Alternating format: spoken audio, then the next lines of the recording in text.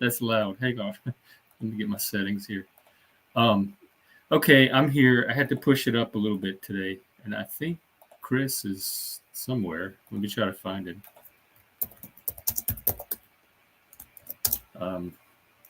So we're gonna do maybe I don't know. It depends on what happens and who shows up. We're gonna do a shorter stream today because tonight we're gonna do an evening stream. We're watching a movie at 5 p.m. Central. We're gonna do Ordinary People with Mary Tyler Moore, Donald Sutherland.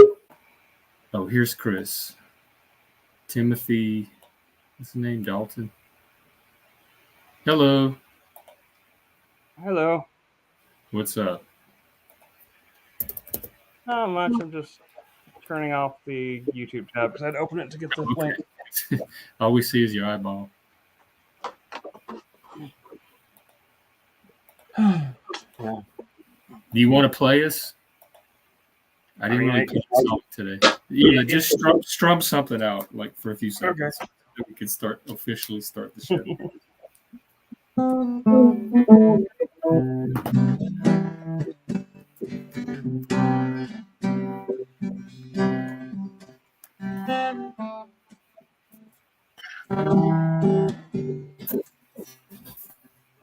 I do love a guitar.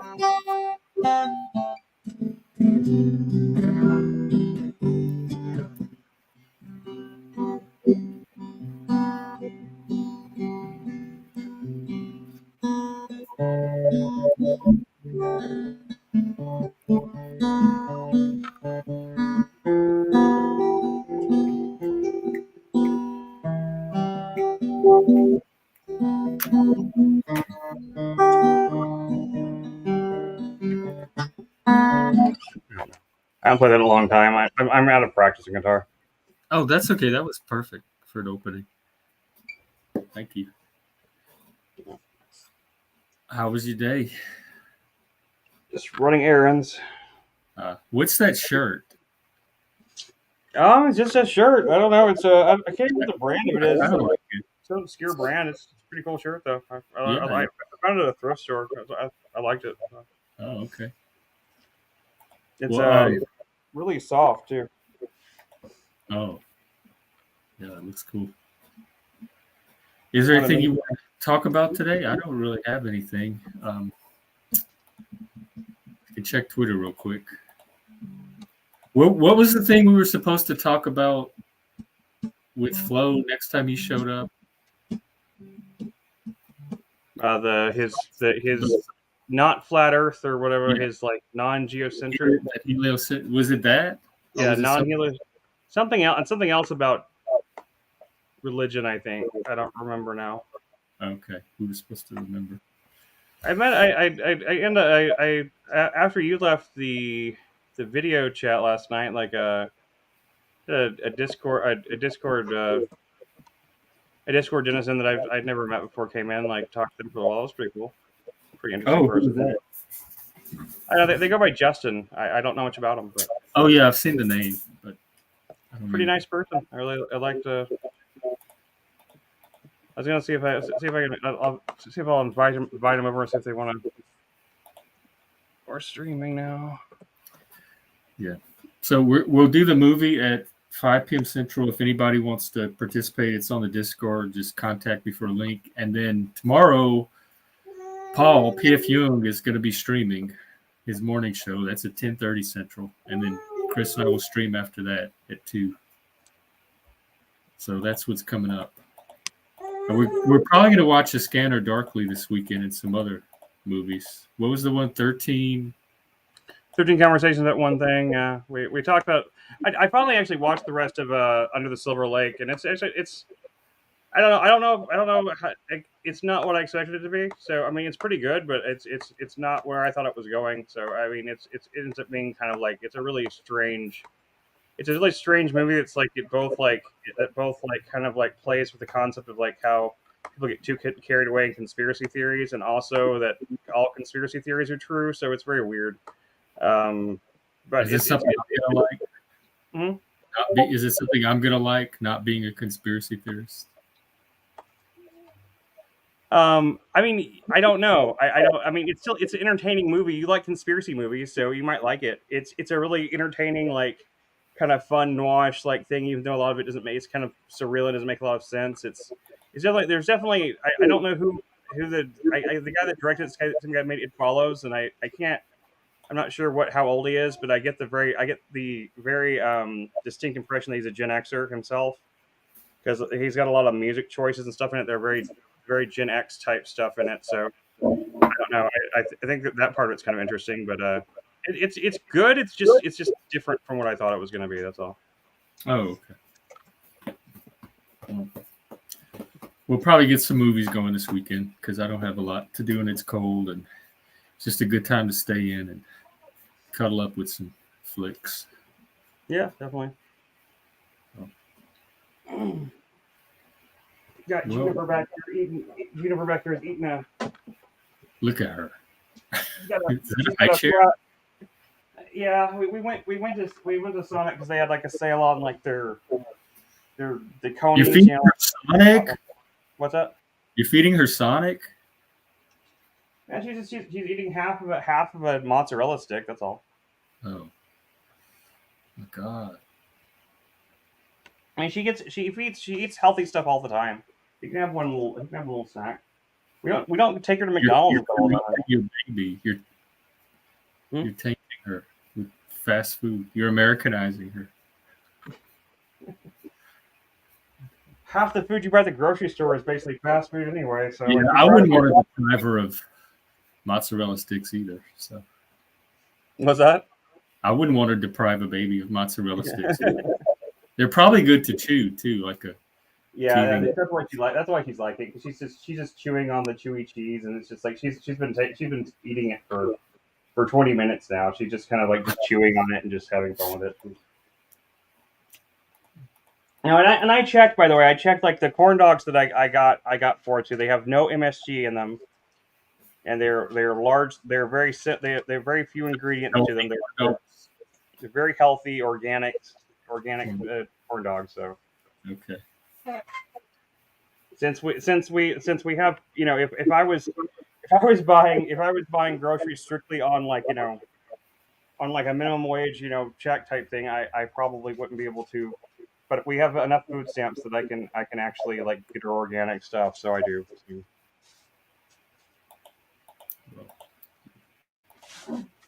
Lindsay, I can't take you something for organic stuff. I'm just teasing her. Well, think of something we could talk about, and maybe we'll get a guest. Can you do the show for a few minutes? I have to go get a refill and. Sure, go ahead. Go for it, man. No worries. Let's see here. We got no one in the comments today. We got no one. Anybody watching? There's one watching now, but that might be the fact that I've got that we both have like the stream running on our stuff, so I don't know if anyone's tuning in. But anyways, out there, as always, we encourage anyone to come on. You don't have to show your face. You don't have to. You can disguise your voice, whatever. We just want to have conversations with people. We don't care about. Not concerned with like, you know, anyone's trying to invade anyone's privacy. So, you know, reach out to some of my other friends. Let's see. Surely somebody stopped by. But yeah, we've you know I had the last night I was playing like some old Wonder Chosen and Human Giant, and then I was playing some as I was playing The Good Place, and if you've ever seen The Good Place, but it's a great show. I highly recommend people check it out. Just kind of like if you want to join this Discord, just drop us a line. We'll invite you to Discord through whatever means you want. Like it can be through email, through through Facebook. You can invite pretty much through anything. So if you want to join the Center Holds Discord, which is just like it isn't a Discord strictly for our channel or anything. just kind of like a combination Discord of a bunch of different communities, and like we just like hang out there and watch shows and movies and stuff like that, and just kind of like chill out. So we encourage anybody to come by and just kind of hang out with us. Well, not anybody. Most people, if you're cool and halfway. Well, yeah, I mean, like I said, like if you draw, if someone who we know is an avowed troll or something, like if you do show, if you sneak past our defenses and you get in there and you start making a bunch of disruptive stuff, we'll just kick you out. Yeah, you will get kicked. This is a very exclusive club. It's not just for anybody. It's only certain misfits. That's for anyone who's intelligent and can hold a conversation and or just can be chill. If your only inclination is to go into a space and try to disrupt it and try to like blow it up, then yeah, you're not going to allow. If you were the kid in 4th and 5th and 6th grade that was constantly getting sent to the office, you're probably not the one for this community. But if you were any other kid, it's probably okay. So let's run through our topics. Anything going on in politics? Let me look. I haven't even watched the news today. As soon as I woke up today. So busy this morning. Yeah, as soon as I woke up today, the first thing I had to go out and go to the Kroger to get a money order to pay the rent. George Santos got kicked out of the house. Wasn't he the guy that everyone said was like lying about everything or something? Yeah, he like lied and stole, and I don't know. He did a bunch of shady stuff. Was he a Republican or Democrat? Republican, I think, but I mean. So the Republicans cleaned their own house, or did the Democrats do? Let me see. The House voted Friday. Oh, he got indicted. Ethics violations. The 6th lawmaker ever to be ousted from the chamber. 105 Republicans voting in favor of expulsion. All 4 top House GOP leaders voted to keep him in. So the leadership voted to keep him in, but the base voted him out anyway. Yeah, the Republican Party really needs to clean themselves up. And maybe every single one of those mainstream reports, maybe they're all true. I haven't looked into it at all, but there's something about that always sets up little red flags for me whenever I see like that many people like going after somebody. I always wonder if like this are they really that corrupt? If they're that corrupt, how'd they get that far? And if they really are that corrupt, then, or maybe they're really not that corrupt, and like that people just don't like him for some other reason. But I don't know. You don't believe he was corrupt? Like he did all. I don't know anything about him. I really don't know. I don't know shit about him besides what I heard in mainstream press. I have no doubt that the mainstream media. I tend to take things at the surface unless I have reason not to. Yeah, I don't even know. I haven't heard a single position he has or anything he believes in or anything. So but I feel like all politicians are corrupt. So if they're all corrupt, then like what makes him so special? That's just as prejudicial as Liberty saying all billionaires are bad. Maybe so. Maybe so. Now, it just seems like every single politician, except for like a small handful, if you wait on a long enough timeline, they all eventually commit some kind of serious crime. I don't know. To me, with just my memory of politics, very few politicians get like the ones that are corrupt tend to stand out. I remember John Edwards, back when McCain was running. Edwin Edwards in my state, but they voted him in 4 times anyway. Like the ones that are corrupt really make a name for themselves when they stand out. I don't think I think being outed for corruption is not the norm. It's the exception, and it stands out in my mind when it happens. Well, yeah, I agree. It's not the norm, but it seems like there's been plenty of politicians that we know are corrupt that never got outed too. So. Well, how do you know they're corrupt if they've never gotten outed? They're just all secretly being corrupt and nobody. Look at Pelosi.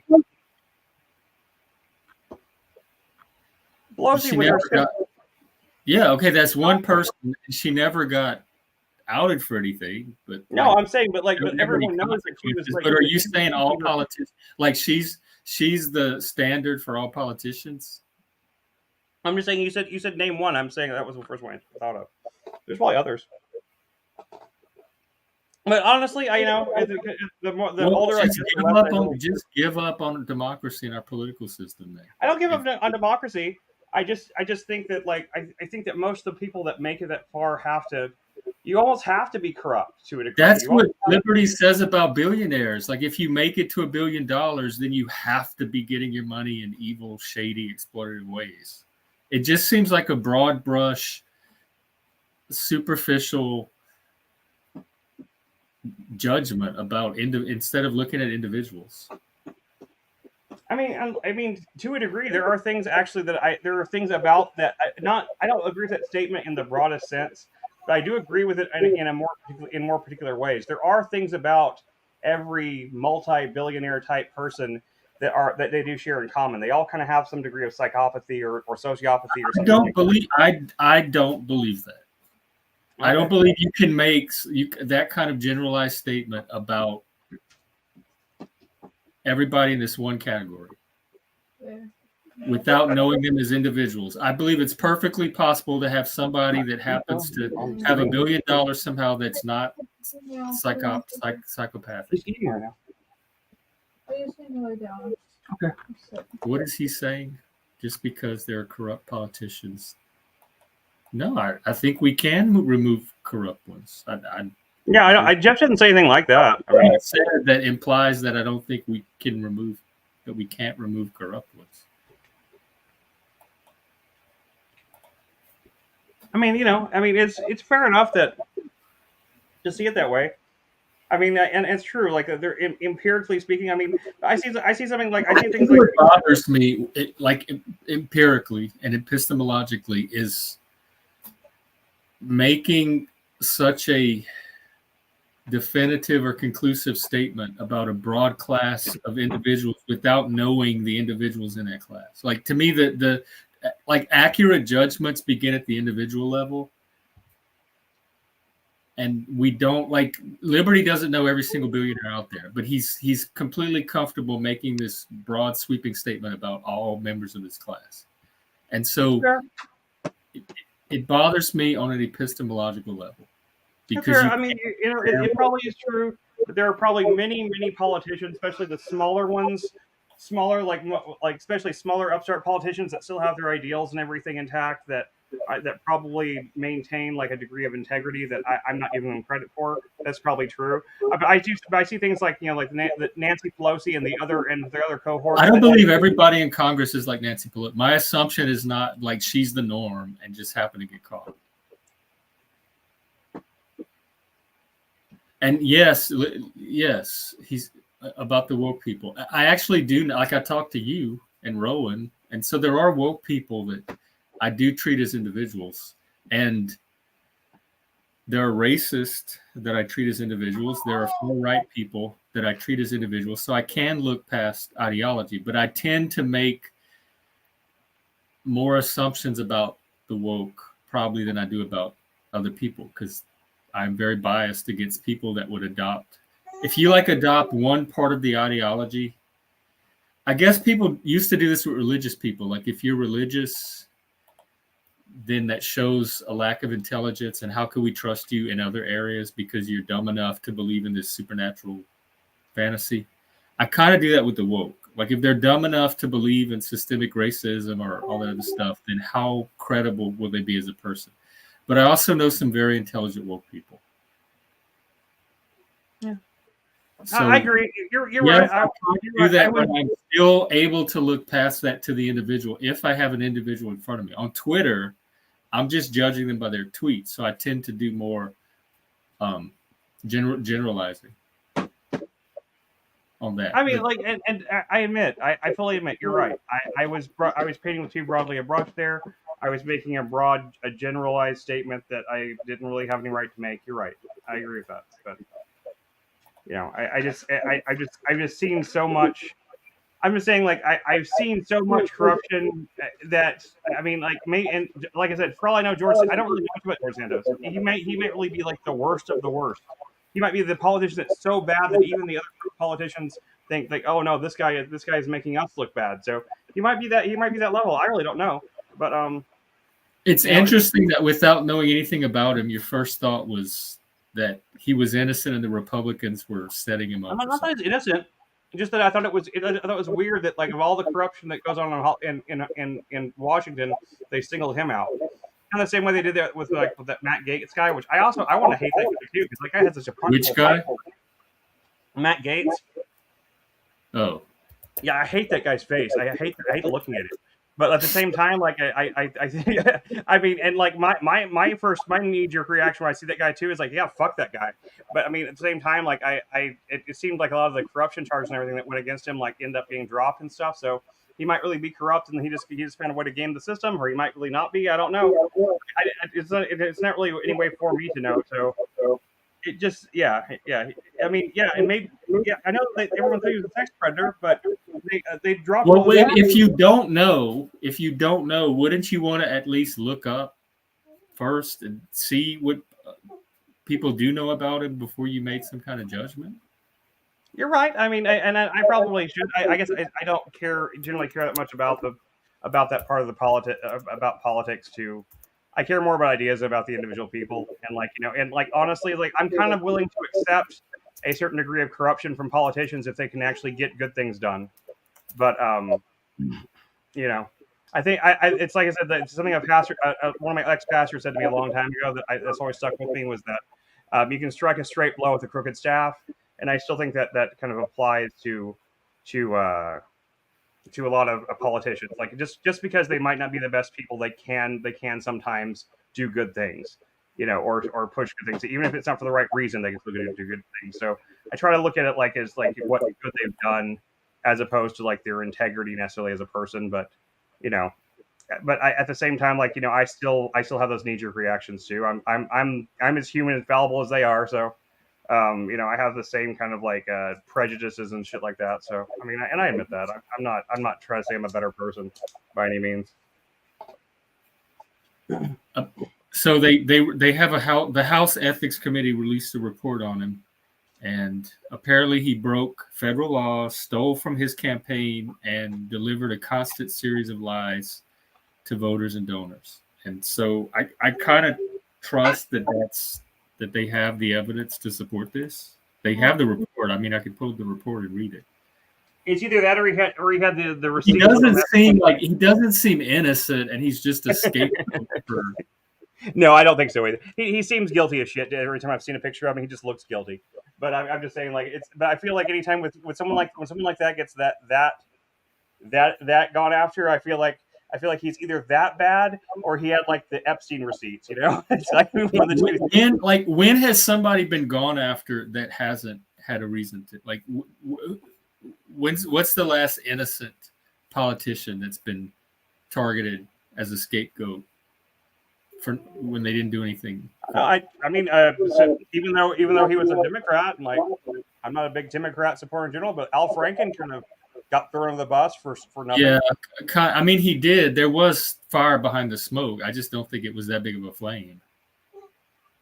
I mean, it was barely. I mean, it was just like. But they didn't just. But they had a reason to target him. They didn't just like set him up as a fall guy and he was innocent, didn't do anything. I don't think he didn't really do it. He took a picture with somebody like. No, but that's not the point I'm making. It seems like you're saying that they'll take a politician that's done absolutely nothing wrong and for some reason make them this target to take a fall for something. I don't even know why anybody would target anybody unless there was a reason politically when it's happening all in the open. But you seem to be saying that innocent people can be targeted by this political mob in Congress for no reason whatsoever. And everybody that seems to be targeted so far, there was some kind of reason that put them on the radar in the first place. They weren't just looking for somebody to target just for fun. You're right. Al Franken was probably just a victim of just stupidity more than anything. It was just Me Too, and people were just being overly sensitive about Me Too stuff, and that's probably all it was. But I always thought the thing about Franken that I always liked, and the thing that I thought that really sucked about that happening to him is that he was actually like one of those few Democrats that actually worked with people across the aisle, and he actually worked hard to forge relationships and was really honest about the political process. And he would go on interviews and talk about how they had lunch together with the Republican stuff. He was friends with these people, and I always wondered if that made him kind of a target because a lot of people don't talk like that. A lot of people don't admit those things in But public. most bipartisanship used to be the norm. That's not. I know it was, but it became. But Like, as so things you got think if older- somebody shows any kind of bipartisanship that they're going to get targeted by all the other members of their not party? bipartisanship, but like the he was really honest about the way he was bipartisan though. He was really honest about the fact that like yes, he was friends with the people on the other side. They were friendly with each other. They were actually he talked about it in a really frank, casual way that you didn't hear other people talk about it. And I And you think appreciate that it. that gave people a reason to target? Do you think they would have targeted him if he had not a victim of Me Too. He's not just a victim of Me Too. It just occurred to me as like a thought at the time. I mean, that was a long time ago too. I mean, I'm sure there was nothing more to it than that. I just think it sucks for him more than anything, but and I guess sucks for America or whatever in the sense that I think he was actually one of the good ones. But Well, in other news, it looks like Sandra Day O'Connor died again. yeah. 'Cause I thought she died a long time ago. Yeah, So me too. So I was surprised that was a headline. yeah, I guess thought that she shows died like my 40 years ago, so I did not know that was a thing. Hello. And let's see something about good morning. Israel Hamas resumed fighting after the ceasefire expired. So all that was. Yeah, I actually wanted to bring up that I now know how many people felt when Margaret Thatcher died. Henry Kissinger's fucking dead. Yeah, we can rejoice. All right. I don't know much about him. I mean, okay. I don't rejoice at people's death. There's like one my ex. I might rejoice. Well, I mean, it depends on like nature to rejoice at death. It depends on the person, right? Like, broadly speaking, I mean, I don't rejoice when people die. Even like, for instance, many of like my political opponents here in the United States, broadly, I don't usually celebrate their deaths, even though it is usually good when a sitting politician who's doing bad things passes away, because then they can no longer do bad things. What was the worst thing he did? Henry Kissinger? Yeah. He was mostly an advisor to like. I mean, if you want to talk about like worst, that's kind of like what. Well, I just want to know why you just made the claim you made. So. I mean, Vietnam, Cambodia, Laos, basically every single time that the United States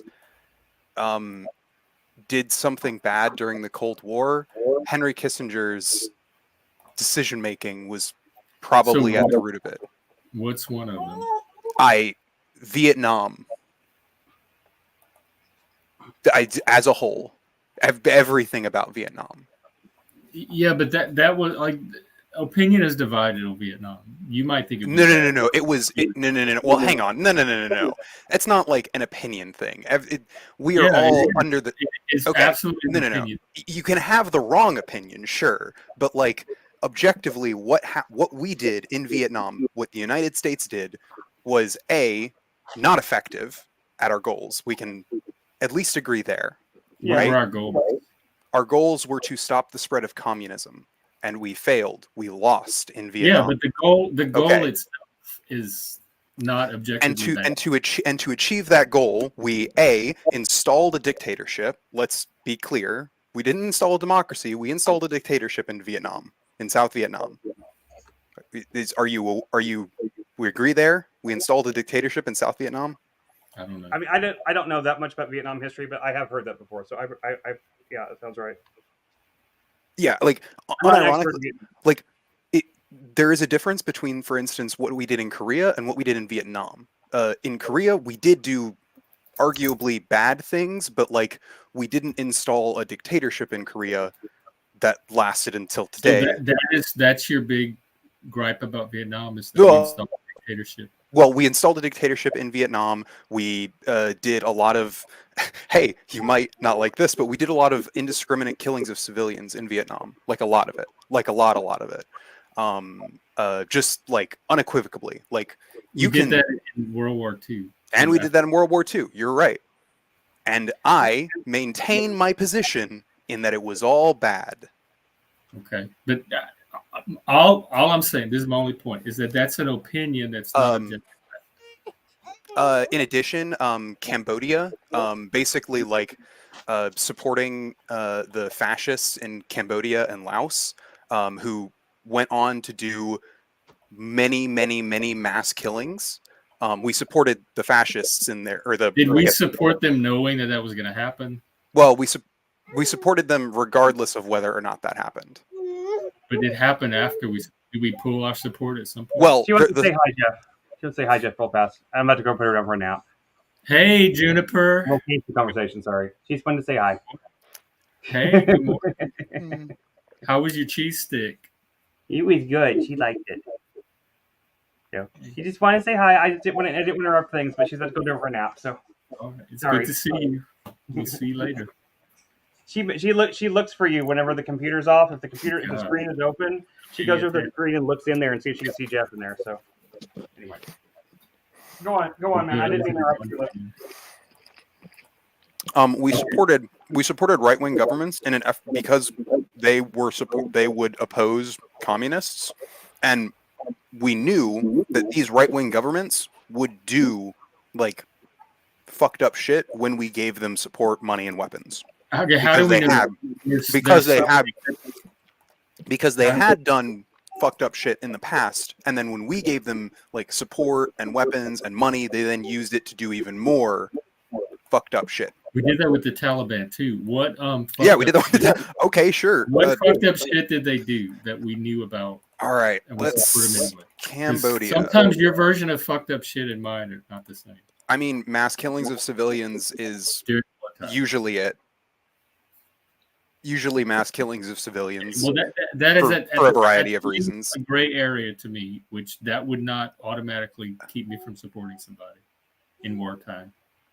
No. It's not like people we're at war with. These are countries that are not involved in America. But the people, when they did these mass killings, was it during wartime or they just pleasure? Well, I mean, in Cambodia, like there was the Vietnam War going on, but Cambodia wasn't involved in the Vietnam War. They were just a neighboring country who had communist factions, and we didn't want the communist factions to gain more power, so we supported. So we support. Well, but then we supported the fascist factions, who would then go on to like indiscriminately kill civilians. Right, but you said before we supported them, they had also indiscriminately killed people. Yes, absolutely. Before we gave them our support. Yes, and then during wartime.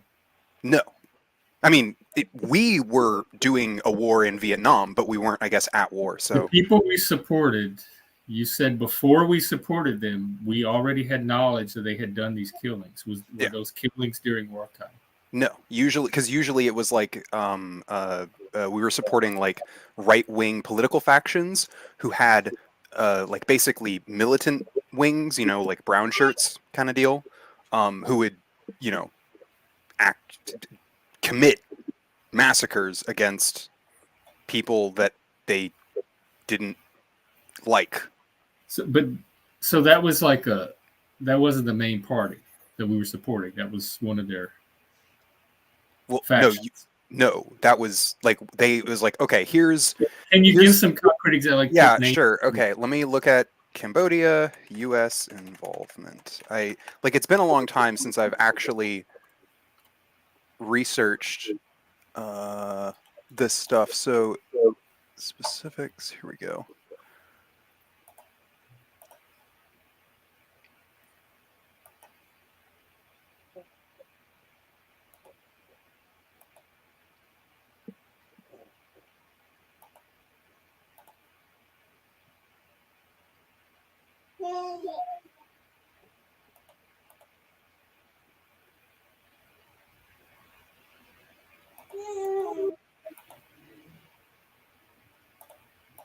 Okay, well, in the meantime, we I guess we'll hear from Juniper. I was trying to remember something. I was trying to remember one of the Rambo movies is based in one of those countries too. I think the Rambo one was Laos, maybe. Though. Yeah, it was like Laos or Cambodia, one of the two. The one at the end where like it's just like where Rambo just gets behind like one of those giant like 50mm like Yeah. guns and just like massacres like all these guys, and it's just like Oh yeah. it's like one of the most violent things that's ever been caught on film. Mhm. It's like so over Was the top that it just like I couldn't help but amazing. like I was like horrified and laughing the whole time. It was insane. Oh yeah. I love the Rambo movies. They're fun. I don't think I've seen one. I don't think You all seen of one? them.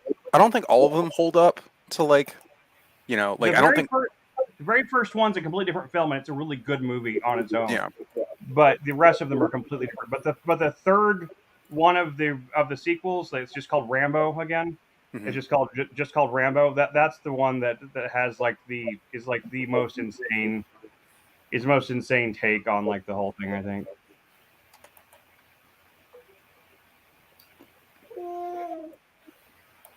Maybe they never say what country they're in. I think I just sworn it was Cambodia, but oh, they're in Burma. They're in Burma. That's what it is. Oh, okay. Never mind. Thought it was Cambodia or Laos. But I mean, yeah, I mean, like the CIA is totally like completely like taken out democratically elected leaders and installed dictators like Well, numerous. but hang on, Chris. Hang on. They may have taken out democratically elected leaders, okay? But I mean, I don't know how Jeff would defend that, but like I think Jeff would defend that.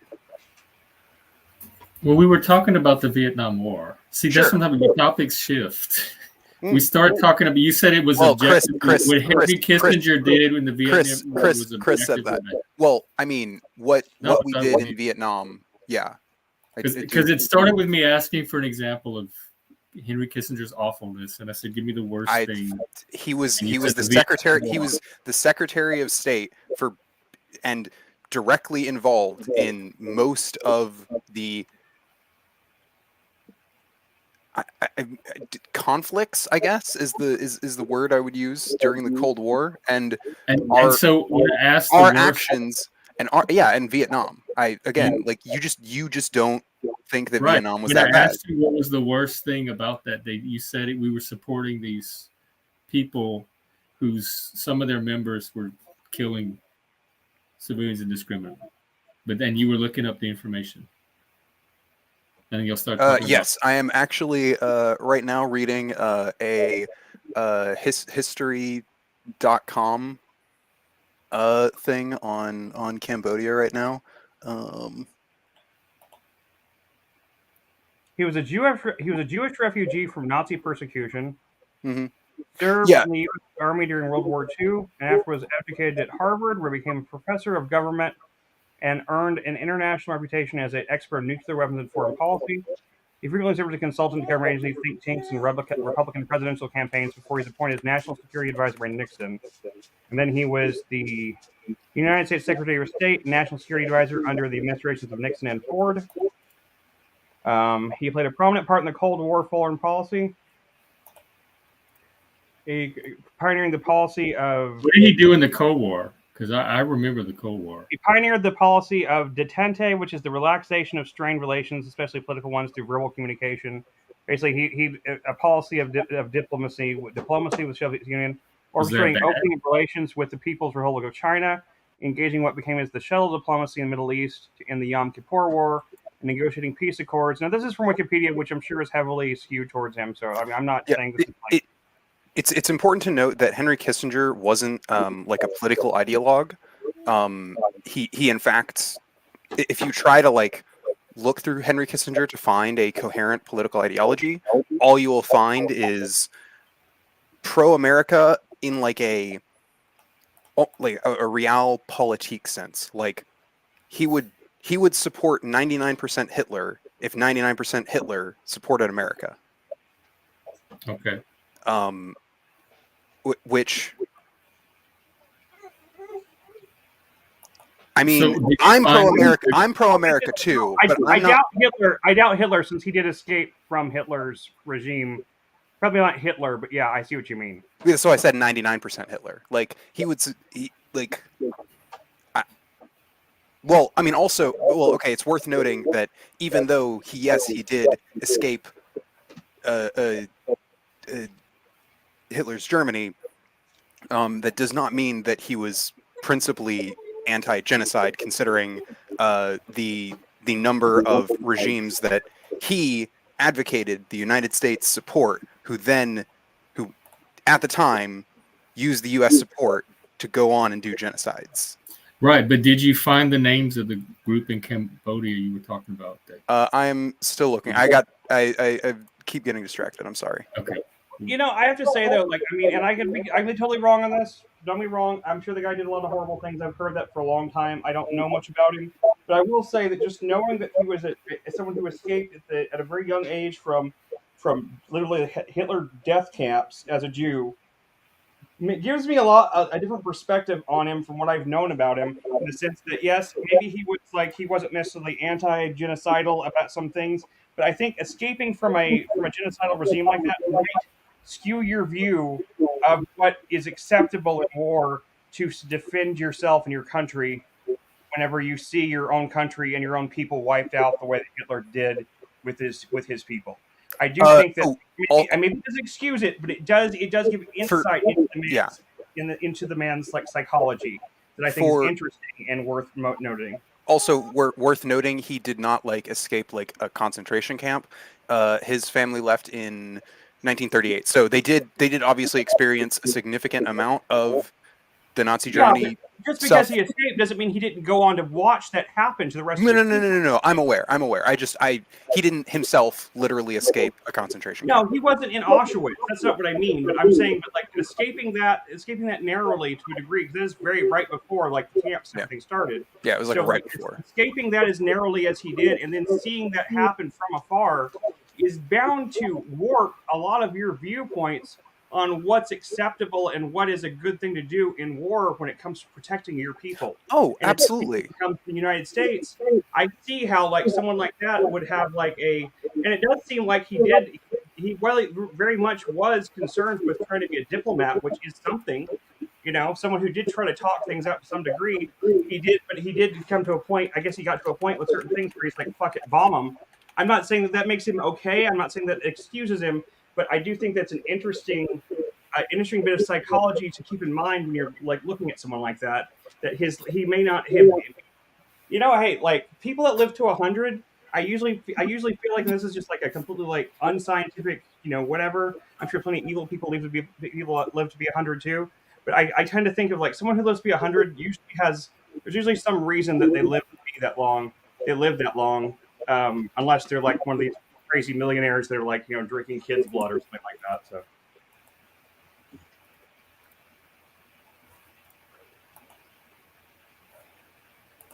or doing the blood transfusions from their young children or whatever they're doing now in Silicon Valley, which I don't know if it works, but I'm just saying. Yeah, I'm trying to find there's one news organization that had pre-written an obituary of Henry Kissinger, and it's like a book-length obituary. I'm trying to remember, was it Rolling Stone? Maybe it wasn't. The U.S. aimed aid to the Khmer Republic led by Lon Nol and sought to bolster anti-communist factions within Cambodia. So is that it, the Khmer Republic? The Khmer Republic is what we supported, yes. Was that the name of the group? Or if I'm not mistaken. Well, we supported the anti-communist factions within Cambodia, who I believe were the Khmer Rouge. So no. Sorry, hang on. No. The Khmer Rouge are the communists. The Khmer Republic is the. So is that's the worst thing? That's what makes him an dictatorship. Is that he directed us to support the anti-communist in Cambodia? I mean, that's the part of Cambodia that's fucked up. Yeah. I mean, again, I'm talking about. I believe that for Henry Kissinger, the reason that I believe that Henry Kissinger, I'm happy that he's dead, is that yes, it wasn't just like a single thing that he did. It's a collection of not good things that he did. I don't know. I think it's a little silly. involving supporting anti-communist groups. Well, it's supporting anti-communist groups, and in doing and like okay, so I am anti many of the quote unquote communist groups that did exist / do exist today. However, that does not mean that I would uncritically support far right fascist groups over all of those communist groups, because there are many instances where those communist groups are not nearly as bad as their fascist counterparts. Okay, well, that's If your that opinion. makes sense. Kissinger had a different opinion. Well, okay, sorry. When the groups are at war, you really don't have a big selection of groups. Well, we weren't at war. We weren't at war with the. Well, hang on, no, because we weren't at war. We weren't involved in Cambodia. We weren't involved in Cambodia. Cambodia was neutral. So you think we should have left him alone and he got involved? That to me is not at least the worst person, or at least they're great. We should not have become militarily involved, obviously, because we did that. Kissinger thought otherwise, and we also shouldn't have. I mean, yeah, sure, but like Hitler also that doesn't make him bad awful. things. Okay, but like Jeff. Okay, but like I can then say, like, if you oppose the goal, you oppose what the goals of Nazi Germany were, right?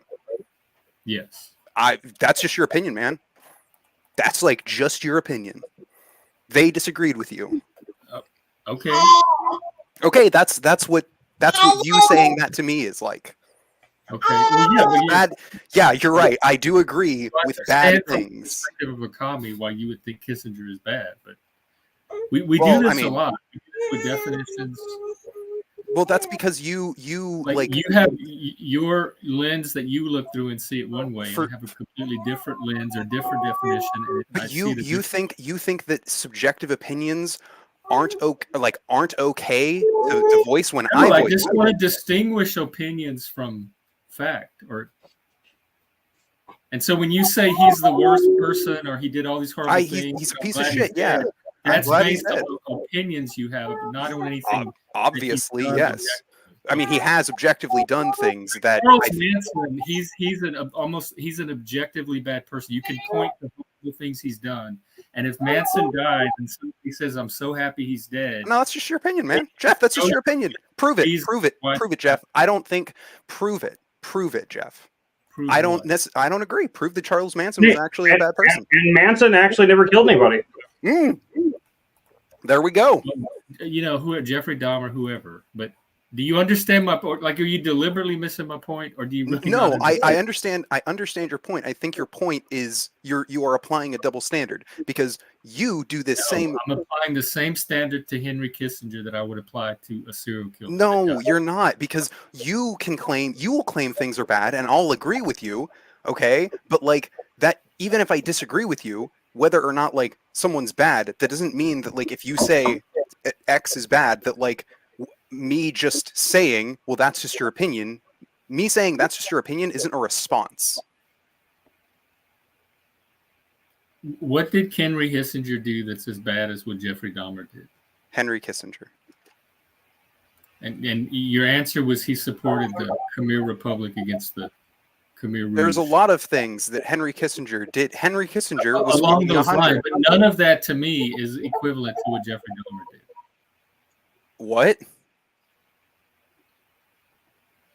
Like none of it? You don't think that there's nothing you've said so far, like supporting anti-communist groups is not the same thing as hang on. So it's worth noting that they weren't just anti-communists. We did support them because they were anti-communists, but these weren't. I know, but when I ask you for concrete, like what makes these groups, you keep fishing for anything. It's so vague. Like to me, if they were really bad, you would have the bad thing fresh in your mind. There's a lot of there's a lot of fucking bad things that go on in the world, Jeff, and it's been a long time since I've read up on specifically fucking Cambodia and Vietnam. About this, that I thought because Henry Kissinger specific event that was Henry Kissinger is specifically like.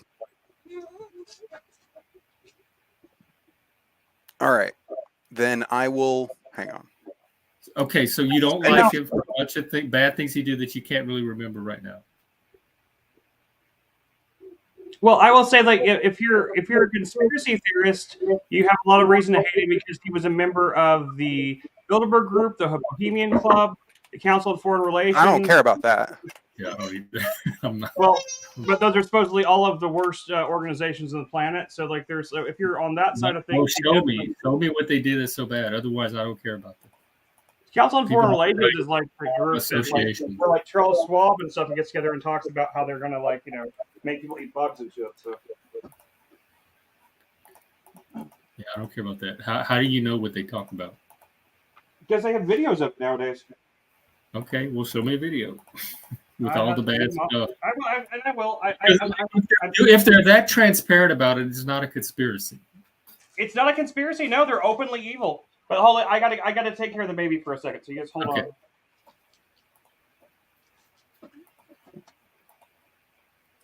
So I don't. Were we on something before we got on Henry Kissinger, or was that just because it was in the news? Oh, I mean, that was just because it was confirmed in the news. I had heard about it yesterday, but I just saw it on TikTok, so I was like, I didn't know whether or not, and then I finally started like seeing like on my Google things, I saw some stuff about it, so I was like, okay, so it is true. He did finally die. Yeah. If only he left up out of here. He got up out of here. Actually, there was a funny meme. Is like that the reason he died, he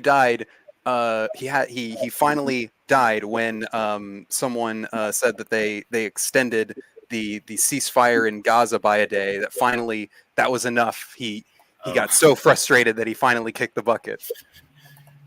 I figured it's because someone finally said his name backwards. Oh God.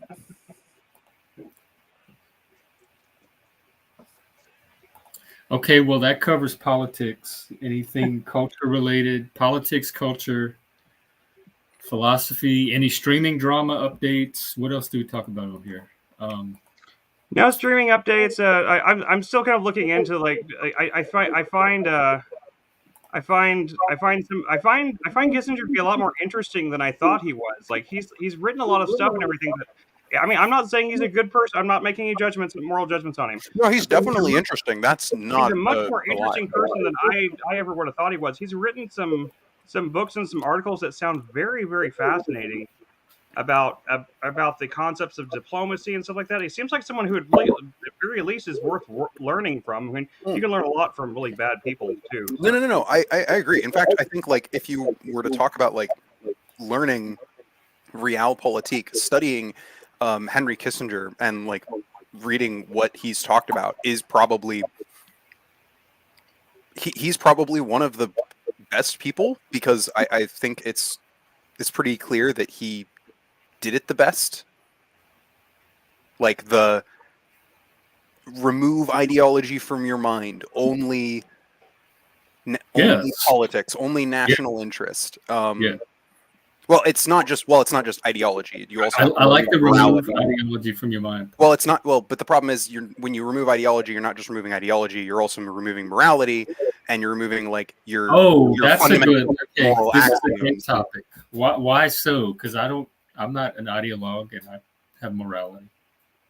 So you have them coupled together for some reason that I don't think they necessarily. Well, I do think ideology stems from morality. But does morality stem from ideology? Yeah, I would say ideology can stem from morality. I do not think that they are necessarily linked, but I do think one can stem from the other one, and they can definitely be connected. But I do think they are separate things. I mean, they are. I think someone can be so blindly ideological that they have no morality. Okay. Your claim was if you get rid of ideology, you get rid of morality, and that's what I'm challenging. Okay, maybe I need to rephrase that then.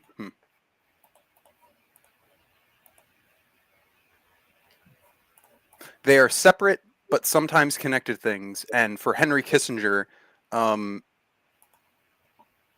to do realpolitik, you have to remove both ideology and morality, which are related but not necessarily the same things. There we go. Doesn't realpolitik kind of have its own morality? I mean, to a degree, I'm not saying I fully. I'm not saying I fully agree with this. Just hear me out.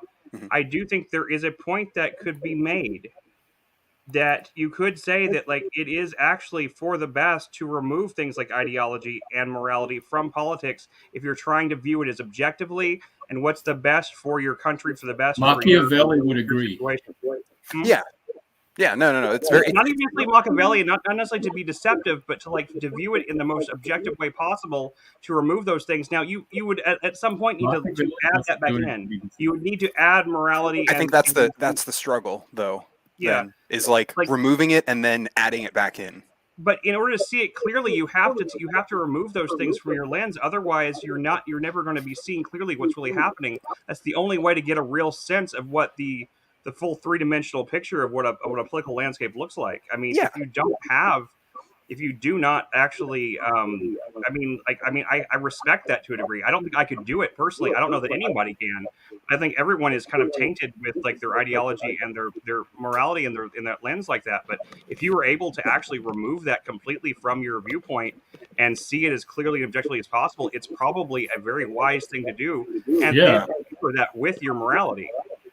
I guess Joshua Jones would probably say the same thing. it's important to do. However, it's worth noting that a lot of people will like take that to mean that like um, that's what that like if they remove their morality from politics, that's the same as removing both morality and ideology, So and then well, no, I'm saying that's the danger, right? I know, but Like who cares what some people might think? I just care about what I'm doing. I'm saying that's the danger in what happens with realpolitik is that people will remove their morality without removing their ideology, and then will do horrendous things. In the name of the ideology, which Yes, they probably do anyway. sometimes. I mean, ideally you would remove both, but yes, but people probably do one or the other. That's I think, yeah. Henry Kissinger is probably one of those people, I think, that actually successfully has removed most ideology and morality from his politics. Like Though, I do a lot of board gaming, and that's pretty much how I Well, yeah. play board gaming. I'm I very mean, that's tactical. And actually, if y'all are familiar with the board game Diplomacy, that's like explicitly what diplomacy is. You remove all other things other than power from diplomacy and politics. It's actually an interesting kind of little experiment because it's a very like simplistic kind of game. Are you all familiar with the game Diplomacy? yeah, I a little think I bit, played yeah. like in college many years ago. I've always wondered why no one. I mean, I used to wonder why no one had ever actually created a simulation game that was literally a role playing game where you role play as an upstart politician. You have to work your way up from the very bottom, from like a city level, all the way up to like the presidency, and dealing with every single like actually include all of the nuances and all the things that you have to deal with as a politician, from like like your overall way you're perceived by the public to choices of words like that. I don't know that the technology They is there at have all. games like Vampire the Masquerade, which was Yeah, those are like board games though. I'm talking about like something Well, that's like, there's a Vampire the Masquerade video game.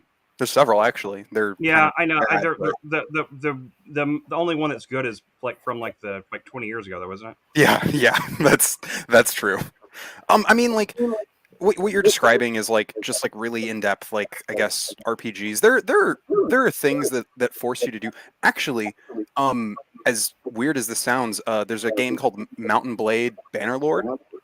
Yeah, I've played that one before. It's okay. Which is interesting in that like it's one of those games where it's kind of unpolished, not really finished, and the developers have like admitted it as so. And one of the really ways in which it's unfinished is diplomacy. Diplomacy is bare bones. There's very little you can do diplomatically. You can declare war or you can sue for peace. That's it.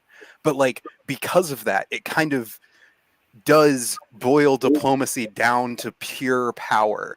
So like if you like in the game, if you like are a part or like are a leader of a country, right? Like the only things that are relevant to you when thinking about whether or not to declare war on other people is, are we stronger than them or not?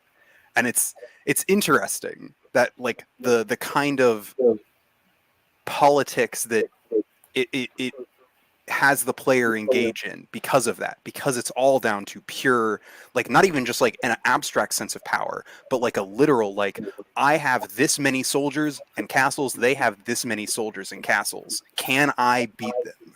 It's like interesting. Well, Joshua Jones has done actual diplomacy, and he says that's exactly how it works. Yeah. Mm. Yeah, and there's also with every single decision you make like that, even like the things that the CIA has done that seem reprehensible, like when you just look at the declassified documents and stuff, you see like, holy shit, they deposed this democratically elected leader. They put a communist dictator in place. Why would they do that? They were spreading democracy and stuff like that.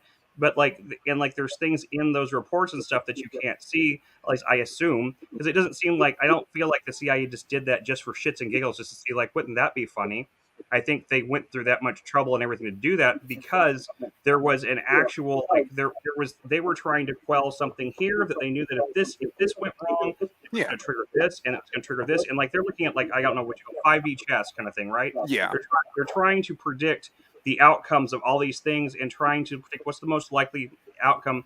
It all starts with like one problem that's like in this little country, that if this something goes wrong here, this could trigger this, this could trigger this, this could trigger this, Yeah. this could trigger this. So they're trying to figure out a way. Okay, so we got to figure out how to fix that problem, but that causes this problem, but that causes To this my problem. It's like, to my understanding, that's like basically the early CIA, during the like early Cold War, the early CIA, that was basically everything that they were doing was like balancing a billion spinning plates and trying to not let them fall over. But then like basically after the United States got embroiled in the Vietnam War for a decade, it just kind of like so many plates had like fallen over that like the shit had hit the fan so hard that it kind of like started falling apart. yeah. Do you trust that the CIA is working for the best interest of America? I believe that the CIA believes that it is working in the best I interest believe the of CIA America. believes that. Do you believe the CIA believes that they're doing what they do in the best interest? Even back then, believe they were doing what they were Yeah. doing in the best interest of America. I do Yeah. believe that entirely. I believe that. I do not believe that most people in general. There are a very few, maybe, that actually think that what they're doing is wrong. Yeah. Most people believe that they are the hero in their story, and they are sacrificing, even like the Yeah. things that they are doing are sacrifices they are making in order for peace, in order for prosperity in, like, just not their country but the world. They believe they're doing Yeah. the best thing for the world in general, and which is scary. That's the scariest thing about. I always go back to the quote in Videodrome. You know, you ever watched Videodrome? David Cronenberg's film. Not. You've never seen it before? Never Nobody seen here? it. Nope. I don't. I'm bad at watching movies. I saw part of it, but I'm not a big Cronenberg fan. Well, Videodrome is his only Cronenberg film, as far as I'm concerned, that's like essential viewing. But Cronenberg, like the whole thing about it is the premise. I just go run through it real fast. He's this guy is like he's a sleazy like TV producer. He finds like these weird like tapes of like weird foreign broadcasts and stuff that aren't like, that no one's seen before, to show on his show, which is like a show that showcases the lurid and like the darker part of, like, whatever. And Okay. he finds this tape that's basically a snuff film, and it's so, but something about it like doesn't seem right with him. He can't tell if it's real or if it's faked somehow, and he gets obsessed with it. And he starts digging and digging, trying to find like the source of this tape. Well, as he digs and digs and digs and digs into it, like, he comes across this old woman that he's dealt with many times before. That's one of the people that give that source. He gets his one of his sources. And this woman, she comes back to him. He hands her the tape, and he's like, find me out everything you can about this. And she goes and she meets with him again. And she says like, yes, I found it. I know what this is. And all I can tell you is that you need to walk away from this right now. This is nothing that you want to be a part of. And he's like, why? He's like, why? What? Like, I've dealt with what? The snuff film, it's this and that. I've dealt with all that shit. I'm not scared of anything like that. He's like, no. What's in here? This isn't about violence. This isn't about politics. This isn't about religion. This is about something much, much darker, much deeper than you can imagine. She said, what these people, the people that created this, what they have is an ideology. Okay. It kind of reminds me a little bit of a Nightcrawler. Have you ever seen that movie? Similar, but much darker than Nightcrawler. Yeah, Nightcrawler is sounds much more darker. about- but basically, like she tells him, like, these people have an ideology, a belief in something that you cannot compete with. You cannot complete the degree. You don't have a belief like they do. You do not have a faith in what they do. You know, they have something that they have a faith in something that's beyond religion or God even. They believe in something that's far outside of your sphere of influence, you know, kind of thing. That's part's always stuck with me. It's like I see people like that, and like that's what really scares me about them, is the fact that they really do believe they have an ideology that extends beyond morality, extends beyond any kind of like any kind of like what we consider, like, you know, common sense even. Like, they are doing what they're doing because they believe at their heart of hearts that they are doing the right thing for the right reason, and it must be done. And if they don't do this, that the world itself could be in danger, that people will die. And like that is a terrifying thought to me, because it's really easy to think about like the bad guys as being bad guys, as being evil, as being knowing they're doing evil. They're doing it for money, they're doing it for power, they're doing it forever. Yeah. But if you're dealing with a bunch of people that are doing what they're doing because they believe that they are doing it in the best interest of not just themselves but of the entire world, if they believe that they are saviors of the world, that is terrifying, because those people. Why is it terrifying? Like Ozymandias. Well, because if you believe that you're doing the right thing, and like, I want people who believe they're good. Like, I want that for the U.S. But what happens if they think they're doing the right thing, but what they're doing is the Holocaust? How do you know? Well, I think people know not to do the Holocaust. There were people. Hitler thought he was doing the right thing. Hitler was crazy. Like, he's not. And he's not what I believe America is. Stalin. No. I don't think we have Hitlers in the CIA representing America. I'm trying to get clear about something, and Hitler is just a distraction and a red herring. If you believe you're doing, let me finish, please. If you truly believe you're doing the right thing, and you're not genociding, and you're not doing something that's obviously not the right thing, how do you know it's not the right thing? Like, nobody knows. There's no way to objectively know what the right thing is. Like, you have to go by what you think the right thing is.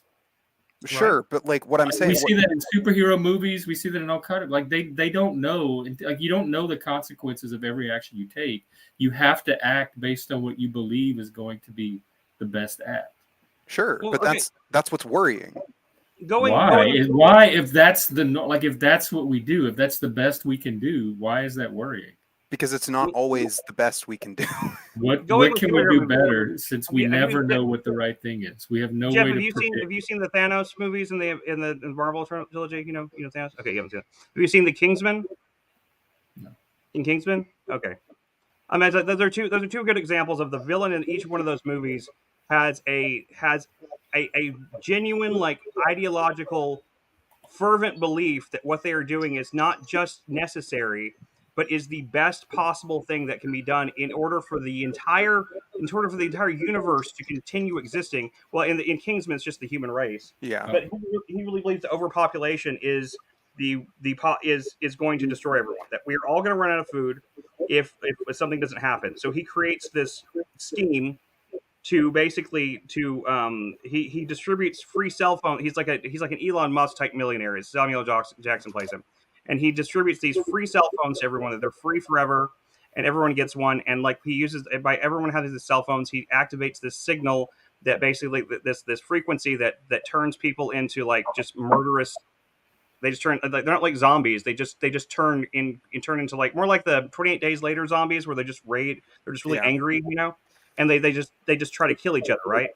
And so he activates this thing, and people just start murdering each other. They murder their children. They murder each other. They murder everyone. It doesn't matter who they are. They just see red in their eyes, and they kill whatever they see. And in his view, his personal, like, you know, viewpoint, and it makes it rather saliently that he sees, like, he's like, you know, we're and Utopia is another Utopia, the TV show talked about, has a very similar argument. That, like, we are going to run out of resources. The population's growing too fast, and if we don't do something to try to slow down or cull the population, the entire population dies. So it's a trolley problem. It's like, do you sacrifice half of the population of the Earth in order to save the other half and give a chance for the human race to continue, or do you just continue letting it go until everyone dies? And that's the trolley problem. Like a lot of these villains in these fictional stories have, and I can't imagine that. I don't think it's that far off from way a lot of these people think in general. Because I've actually heard. I mean, people like Carl Schwab talk like that. They actually say things like this. They But yeah, they like, talk about the fact that these we must like reduce the population. We must like lower birth rates and things like that. Because of the fact that if we don't, then the entire human population is doomed, and plus climate change. And They've everything been else. talking like that for like over 100 years now. well, yeah, I mean, From the people say that, and 1920s. but like they believe it genuinely. But that's my question was what, like Liberty said, there's a better way than just thinking that you know what the right thing is. Well, no. There's a better way than so. Part of the issue is when you is that when what we're talking about, which is people who believe that they're doing the right thing, and then doing something, is that it's not is that they are removing morality. When people like what we're talking about is like people that we view as villains, right? So they're removing morality from their idea, or at least what we would consider to be morality. Hang on. I'm very confused. Sure. If you believe you're doing the right thing, Yeah. how is that removing morality? Because you're removing morality in, I guess, more of an immediate sense, right? So You're like not, it's you're not, bad. no, they don't remove morality. Their morality is just different than ours. They believe that it's the most moral thing to do that thing. You know, I mean, like Thanos or like the character from Kingsman, they believe that was the moral action. They did not believe that it was immoral. They believe that that was the only moral action. The only moral thing that could be done was to wipe out this number of many people on the earth in order for the rest of the earth to continue. They believe that was morality. They really did. It wasn't even. It was beyond practicality. They believed that was morality. It was more than ideology. They morally believed that they were doing the right thing. Well, was that what the case with the? I know that's the case with Thanos. I don't know if that's. Is it the case with the Kingsman guy? I don't know if was it that. Okay, I guess it was. Yeah, I no, guess it was that pretty far. He was a true believer in what he was. He wasn't. He was. I mean, yes, he was. I mean, he was a little like he was a little bit of an elitist because he certainly picked and chose the people that were immune from it. Yeah. And that were mostly rich people and mostly like what he considered the elite of society. He considered like the best people. He certainly had like his elitism that he considered like these people are better than other people and therefore they survive and the plebs don't. So there's that part. Whereas you got to give Thanos credit, I guess, if he existed, for the fact that he was completely indiscriminate. Yeah. It had zero. He had zero. Like there was zero discrimination. It was everybody. Doesn't matter. It was random. Half people. Half of all the life. Period. Yep. As stupid as the idea is, like it never. I still understand if it's the norm that when anybody's faced with a crisis, they're going to do the best thing they think is going to. Well, yeah, but like it's moment. They think. How is that scary if that's what every human in that situation does? Because normally, when people are faced with these kinds of issues, we have multiple guiding principles, and one of those principles is usually the idea that like there are limits to what we should be able to do. For most people, there are limits. Okay, so like I oppose like for instance, I oppose the death penalty, but like I'm not gonna go and murder 10,000 people to stop the death penalty from being legal in the United States. Even though I do believe that the death penalty is bad, I'm not gonna like kill people to stop it, right?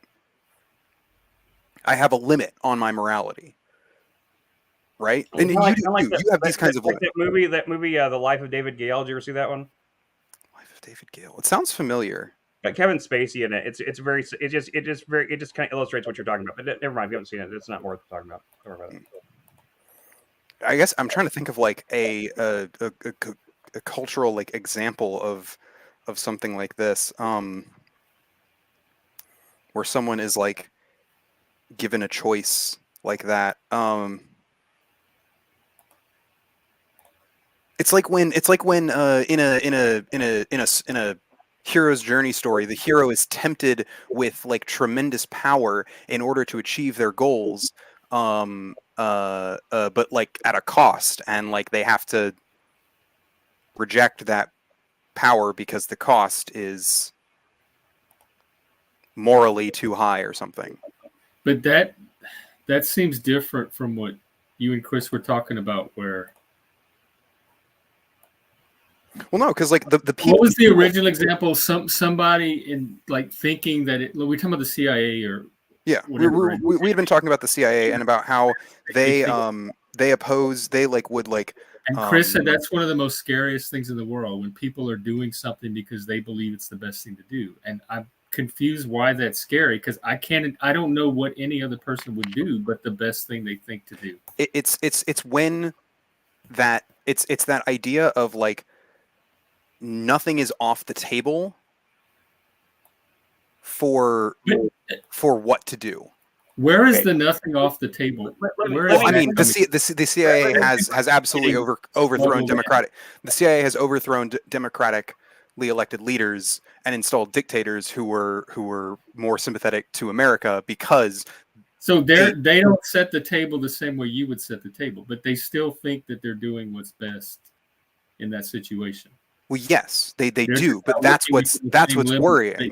Is like, but like, what happens if like you are opposing communism and you put in place 99% Hitler? Where is it happening? Okay, so first off, the CIA absolutely deposed. Just as a joke aside, like what's the 1% that isn't Hitler? I'm just curious.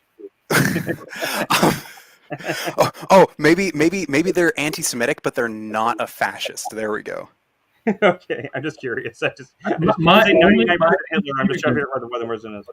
My confusion, which has not been cleared up yet, is why that's scary. Okay, well, I want people in power to be doing what they think is the best thing for everybody to do. Because here's why it's scary. Okay, so like whenever like a bad guy, like if you think of like old school movie bad guys that are like from like back in older days, movie, like it was very black and white. Like the bad guy did bad things because he was bad and you knew he's bad and he had bad intentions and he wanted it for greed, or he wanted it because he wanted it for power or whatever. It was all about something selfish and something that was But if you have, on the other hand, and that kind of evil is very easy to suss out and take down, because the fact that you can identify it easily. You identify that this guy is the bad guy. He wears black. He talks about he talks about evil things. He's just obviously a bad guy. But when in the real world, we have people that they believe in those same kind. They believe in the same kind of evil methods and everything. They believe in the same kind of they believe in doing things like mass genocide, like wiping out half of all life in the universe because of ideological. You think that's the CIA? No. I'm using this as an extreme in order to illustrate the smaller point. I'm just saying, but if you have someone who genuinely believes that the only thing, let's take something even more specific and fucked up. Okay, let's say you had like a group or something that really genuinely believed that the only way to save the country was by raping children, and they believed that in their heart of hearts, that raping children was the only way that we could save. And like every time you raped a child, it would somehow make the balance the energy. They would just go to jail. What's that? Yeah, they should go to jail. But and it's easy to identify their actions, but if you didn't know what they were doing from their ideology, like what they believed was they genuinely believed it so much that it makes it harder for like people that are genuinely believe it aren't as easy to spot. They genuinely believe what they're doing is right, and like they have like and people that genuinely believe what they're doing is right, kind of like the bad guy from Seven or something, who believes so much in his like plan that he was willing to to die for it and to other things, that you have characters like that are so committed to their ideals that it makes them almost impossible to stop, because the fact that people will fight a lot harder for their ideals and for for what they perceive as their morals and for what's right for the world than they will for money and power. Money and power are good motivators, but they aren't as powerful as religion and ideology, in my opinion. Yeah. And that's just my opinion, and I could be wrong. Maybe money and power are more important, but that's just the way I see it. That's It sounds like you're talking about fanaticism, but I don't think everybody in the CIA is fanatics. No, So I don't think everything in the CIA is fanatics. I'm just talking about like that. I was using it as an extreme example. I'm trying to focus in on my general example, and you'll keep bringing in extreme examples that don't really address what I'm trying to get at. Okay, I apologize. Average, ordinary person, me, you, Neuro, Liberty, our government, the CIA, normal people, not psychopaths, not Hitlers, not lone wolves that think they have, like serial killers that think they know what's best for everybody. Ordinary people. Why is it scary that they're trying to do what they think is the right thing? So do you mind stating the focus of what you want to focus on, so I know? I came in late to the conversation, so I want to make sure I understand. Yeah, I think it started. We were talking about the things the CIA does, and they all said they genuinely believe this. I said, "Do you trust that the CIA is trying to do what they think is best for America?" And they said, "Yes, they truly believe that, but that's what makes them so scary." And Chris said that people that think they're doing the right thing are like the scariest people in the world, or something. Well, they can be. I want to pick this apart a bit. That's why, because I heard something about Kissinger, and then we got into this. So let me just say this little bit to kind of confuse the situation more, most likely. It's, I would use the word compartmentalization as a starting point, because when you're in a hierarchical structure, you're kind of on a need to know basis, right? And so then it becomes like, how much do you trust the person giving orders that they are operating on a similar morality to you, I guess, right? And so then it comes to the question, like, how do you derive your morality in a situation where you have to operate on faith in someone else's morality? Does that make sense? I think so. Is that? But it didn't sound like Chris was coming from a position of being in a hierarchy. Like it's so much of this seems to come down to trust. Do you not trust your superiors if you're in a hierarchy? Do you not trust the CIA? I mean, it kind of depends. For America. Yeah, it depends. And, I mean, like, if you don't trust them, yeah, it would be scary. If somebody's driving the plane that you don't trust, I could see why that would be scary. Well, it's not so much trust as why you the don't transparency, because the transparency isn't there, because there isn't, like, the CIA is not a transparent organization. Let me back on a second. Wouldn't you argue that lack of transparency would be necessary to keep any kind of society cohesive in any sense of the word? I mean, that's a really broad. That's kind of that. Yeah, I thought you were about to like make an argument for the CIA's transparency, which I think like there is an argument to be made about the transparency of the CIA. I think I can envision reasons and situations where lack of transparency would be needed. So but at the same time, that doesn't mean I get disappointed anytime the CIA leaks stuff. I feel like they did their job badly. I want better spies. I want people that, if I want people sneaking around doing clandestine shit, I don't want to know about it. But sometimes you got to throw a bone to at least throw people off your scent as well. So exactly. Well, yeah, exactly. Like a lot of it. Yeah, and I don't like that kind of shit because it's deceptive. I would prefer being open about not being transparent than being deceptive about being transparent, right? Like I would much rather the CIA be like, yeah, we do a bunch of shit and we're not going to tell you about any of it. And well, don't they? I mean, is that what they do? Well, but like the leaks, part of the what NeuroJack said is like, oh yeah, but like these leaks, sometimes it might indicate that they're trying to like throw people. They're doing these leaks disingenuously, to try and throw people off. And I'm like, that to me is worse than just Well, if that's what they're doing, he's just No. That was what I was saying. But that was what I was talking about. Was like, if that's what they're doing, I would prefer them to be honestly dishonest, I guess. I know, me personally, I would rather not know they existed at all. I mean, like I would rather if maybe the there U.S. is a group out there. if U.S. is going to employ Black Ops, if they're going to do Black Ops secret spy shit, then I think the less we know about it, the better. Because like I want my spies to do the stuff that I don't want to know about. You know, I mean, Yeah. I'm not trying to be like I'm not trying to be too glib or too like. Yeah, but I'm no. saying like that's the point of them. That's Yeah, the point of them. no. If I they're agree. doing that, then what's the point? You know? Yeah, I don't even like I'll to say, and I agree.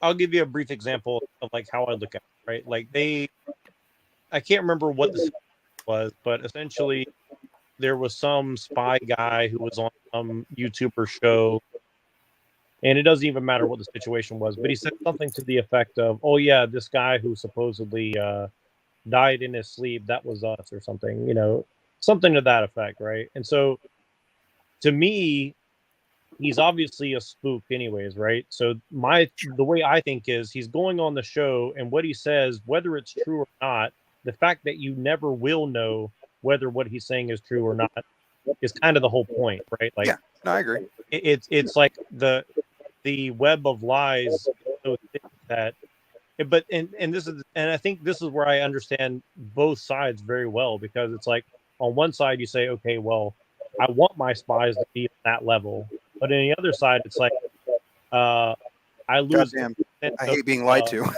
Well, you lose any of leverage that that there is a limitation to what these guys will and won't do, and it comes down to like to what end and to what extent can you say like enough is enough. And I think that that's also the thing where I look at, it's like they say that, well, if we don't do these evil things, someone like China or Russia will get in control, or Bolsheviks will get in control, or whatever the threat is, or a Nazi will get in control. So it's like whatever the threat may be, we really won't ever know unless we overthrow what we have. You see what I'm saying? It's like you don't really know which one is worse or not, but it's like, and it's amazing how many conversations I've had like this where everybody comes, like, you get down to it and you really prep someone and they say, well, I trust the devil I know rather than the one I don't. Right? And I think that that's kind of where most people are, in my opinion. And for what it's worth, I would trust the CIA before I trust the KGB. Of course, yeah. Or Mossad. Exactly. See, this is exactly where I'm arriving. I've realized that some of these freedom fighters on the capitalist side or on the side, I generally align with, in general, as far as what they ground their morality with, supposedly. But here's the question that I find myself asking: like, like you just said right there, you're a communist. I would trust the CIA over the KGB, and people can't comprehend why you would say that. It's like, well, my society isn't coming apart at the seams. People aren't killing each other in the streets, but you recognize like a lot of these places that are quote unquote free in some other sense. Like I've been in countries where people are not free politically, but they're, as far as their like day-to-day life, they have far more freedom than the States, but it comes at a cost. And so how much safety net do you want versus how much freedom are you really comfortable with? And I think that that's the thing, is like, if you create a power vacuum, don't be surprised if you don't like what comes after that, right? And I think that we'll need to be very cognizant of that, in my opinion. Yeah, and I mean, there's things there's operations the CIA has done that I kind of admire. I don't know that I necessarily understand their motivations, but have you ever heard about the one that they did with modern art? Oh God, I remember hearing about this. I just put the link in the chat there. It's a fascinating story. Then again, there's also like tons of CIA classified CIA documents that like show them like coming up with like some of the stupidest plans of all time, like trying to attach a radio transmitter to a cat that got immediately run over. Or the plan where we sent all the fucking Cubans back over to Cuba, the Bay of Pigs. Mm-hmm. There was that like that was a bad plan. That was a stupid plan. That just got a bunch of people killed. Right. Or how we try to assassinate, or all the different ways we tried to assassinate Fidel Castro. And Oh God. One of them was like the fact that he liked to take walks on the beach every day, and he occasionally would pick up seashells. So they supposedly like wired one of the seashells with explosives, hoping he'd pick it up and get killed that way. Oh, yeah. I can't imagine a sniper would have been easier than that, but whatever, you know. Like there's some things that like I almost wonder when I see declassified stuff like that. I'm like, is that real, or they declassify that kind of stuff to make them look like? I kind of feel like the CIA occasionally to make themselves look goofy and kind of like incompetent, so that people don't take themselves too seriously. Don't take them too seriously. I kind of feel the same way about like the Jeffrey Epstein thing. I feel like, you know, like yeah. So like it looks very obviously that Jeffrey Epstein was, as suicide was very obviously like a murder, but didn't it seem like it was almost too obviously a murder? Like to the point where like, dude, I kind of think the CIA, I kind of think better of the CIA than that. I think they'd be better at that, which is half the reason I think that like Jeffrey Epstein could still be alive. You know? Well, I'm not convinced the CIA killed Jeffrey Epstein, but you know what I mean. But you know what I mean. Yeah. But like it was so sloppy. It was like you couldn't have done better than that. Or what if he just killed himself? Like, what if this is just conspiracy thinking? Did you ever see the pictures of the crime scene though, man? It looked weird as fuck. There was like he had like 15 jumpsuits for some reason laying around. Like, how did he get all these jumpsuits? His roommate wasn't in the cell at the time. The cameras went off. I mean, there's like a lot of things that You can connect all kind of dots and make some kind of narrative about it. I'm sure the investigators thought through all this. Yeah, the investigators who were paid off by the CIA. So it's a conspiracy. Like all these people. The Jeffrey Epstein stuff is a conspiracy. Yeah. That one I'll say is a conspiracy. That one I see like it has too many like weird things about it. If it's not a conspiracy, then it's one of the dumbest. Having too many weird things doesn't mean it's a conspiracy. They could just be weird things. Yeah, no, it could be the most coincidence-laden event in all history. But yeah, maybe. I don't know what you're saying. Like, sure, it could be all coincidence. Or it could be a total. Your brain is picking out details and connecting them together, and there's like breaks in the evidence chain that are being overlooked to keep this narrative together. You don't know sitting from behind your computer. Yeah. All you're doing is theorizing. Yes. Me along with like, you know, like I guess like half the country. Right. Like yes, there are a bunch of conspiracy theories stuff. That is argumentum ad populum, though. So that's, you know. And anytime there's a conspiracy theory that most of the country latches onto, I'm usually one of the last ones to I'll usually pull bullshit. I call bullshit, but I look at all the stuff on that one. I'm like, God, it's too obvious. It's like it just looks too obvious to not think that. That makes it suspicion is how obvious it looks. If something is obvious? What if it's just an obvious case of suicide? What distinguishes that from looking obvious? Well, because it's not. It wasn't just the obviousness; it was also the convenience of it and the timing of it. Like it was like whenever his roommate wasn't in the cell, the cameras went off for just that time period. The guards didn't check on him. Like there was all these things that had to happen. All these things had to happen at just the right time to the point where it's like okay, I guess coincidences can happen like that. But it seems like I guess God really wanted that guy to die, kind of thing. It seems like it would have had to been like an act of God or the CIA or something like that. You know, When so you there's start something about it that your mind just can't accept that it was that happened with Donald Trump's election. That's when I got caught into the Russiagate conspiracy. Oh God! You got caught into the Russiagate? No I'm so sorry. I never thought Russiagate, and I just never liked Donald Trump. I didn't even fucking like. I thought the Russiagate thing was like stupid from at every point. I just what do you mean by that? In what way? I couldn't make sense of why, like, his election didn't make sense, and that's where the conspiracy started. Like that was the little. So you crack didn't made perfect sense and to if me. Epstein doesn't make sense to you, your mind's gonna start filling in the cracks with speculation. Wait? So let me ask a question, if you don't mind. Did you like Trump at the time he was elected, or you did not? No. And I didn't hate it. I didn't think he was this evil. I thought he was just this like trashy reality star. Like nothing I wanted to represent America. But I didn't think he was sinister. What is your rough opinion of him today? I don't like him. That indictment. After reading the indictment, I have a very low opinion of him. Lower than I Biden? think he's a narcissist. Like fundamentally, I think he's a narcissist. Yeah, I mean that's But lower that's than pretty. Biden or worse than Biden? If I had to pick, and I hope I don't, probably yes. And I might not have said that before the indictment, but definitely after the indictment. I'll vote would- third party I would because I give it- don't. Biden, I don't think Biden's evil. I think he's old. I don't want him in power. I think he's old. Yeah, he is old. And He is he's not fucking really old as his shit. person. Didn't he call black people super predators or something like that? No, that was Clinton. Hillary Clinton did. Yeah. Clinton No, he did. He did say that if you don't vote for him, then you ain't black, Jack. And he also pretty much created our prison system as it stands today. That is also I true. don't think he's a narcissist. So I would probably pick the non-narcissist over the narcissist. In fact, Oh, Joe I think he's a Biden narcissist. actually. Oh, I think he's definitely a narcissist. Yeah, but just not as bad as Trump. It's just not on the same level. Like there's like levels of narcissism. I think Okay, that's Biden's fair. like I don't see any. I don't see anything Biden's about like a 4, Biden. Trump's like a 9.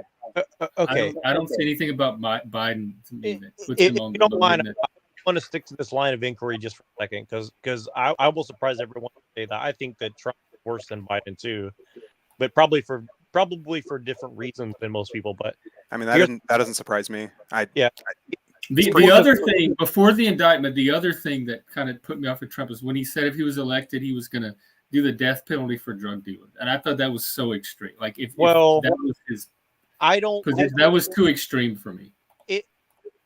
I will say that he also exonerated more low-level drug offenders and let them out of jail more than any other president before him. I'm going by what he said. That put me I will say this. I may not agree with that in general, but I'm very tempted to support something like that just because I hate drugs so much. I do too, but not the death penalty. But yeah, well, I think you'd have to define what you mean by drug dealer. And I think the problem is you would end up finding that a lot of people who are in positions of power are probably going to end up in that definition. But anyways, let's put that aside. So, because I don't want to say anything that's going to be misconstrued. But I liked my drug dealer in Memphis. He was a cool guy. He only dealt weed though. So. My best friend growing up. I've been very good friends with people who used to deal drugs and stuff like that. I was gonna say, like, it is someone who's a weed dealer even exclusively a weed dealer, even a drug dealer? I don't see marijuana as a drug under the same classification as something like heroin, a fentanyl, for example. Yeah, or fentanyl. Yeah. That's I don't want to get stuck with that. Right. You wanted to talk about like either Russiagate or whatever we were talking about before. So here's you were confused by Russiagate. What's your impression of it at this point? If it came out that it was true, it would not surprise me. But I'm less. I don't think the version of the theory that I succumbed to quite aligns with reality. I think there was a lot, like exactly what's going on with the Epstein case. There was a lot of connecting of arbitrary dots to create a narrative that looked plausible, but was probably not what actually happened. It is almost certain that Russia attempted to delve into our election. Yeah, they probably like the troll farm and those indictments. Those were they probably had enough there to like. There was probably something behind that.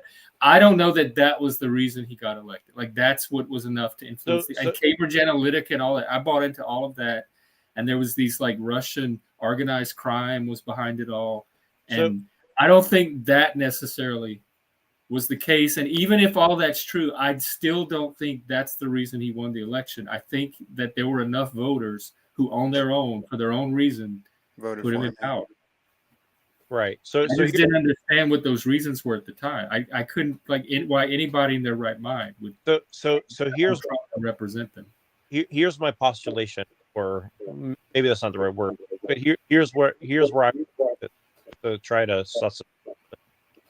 So you say that that you were confused, and even now it doesn't quite make sense. And so this kind of goes back to what we were saying about, for example, the CIA. But I don't necessarily say that it's that. But you would say that you never got a straight answer to something that is a glaring glaring question that seemingly people would want answered publicly, right? So you would agree with that?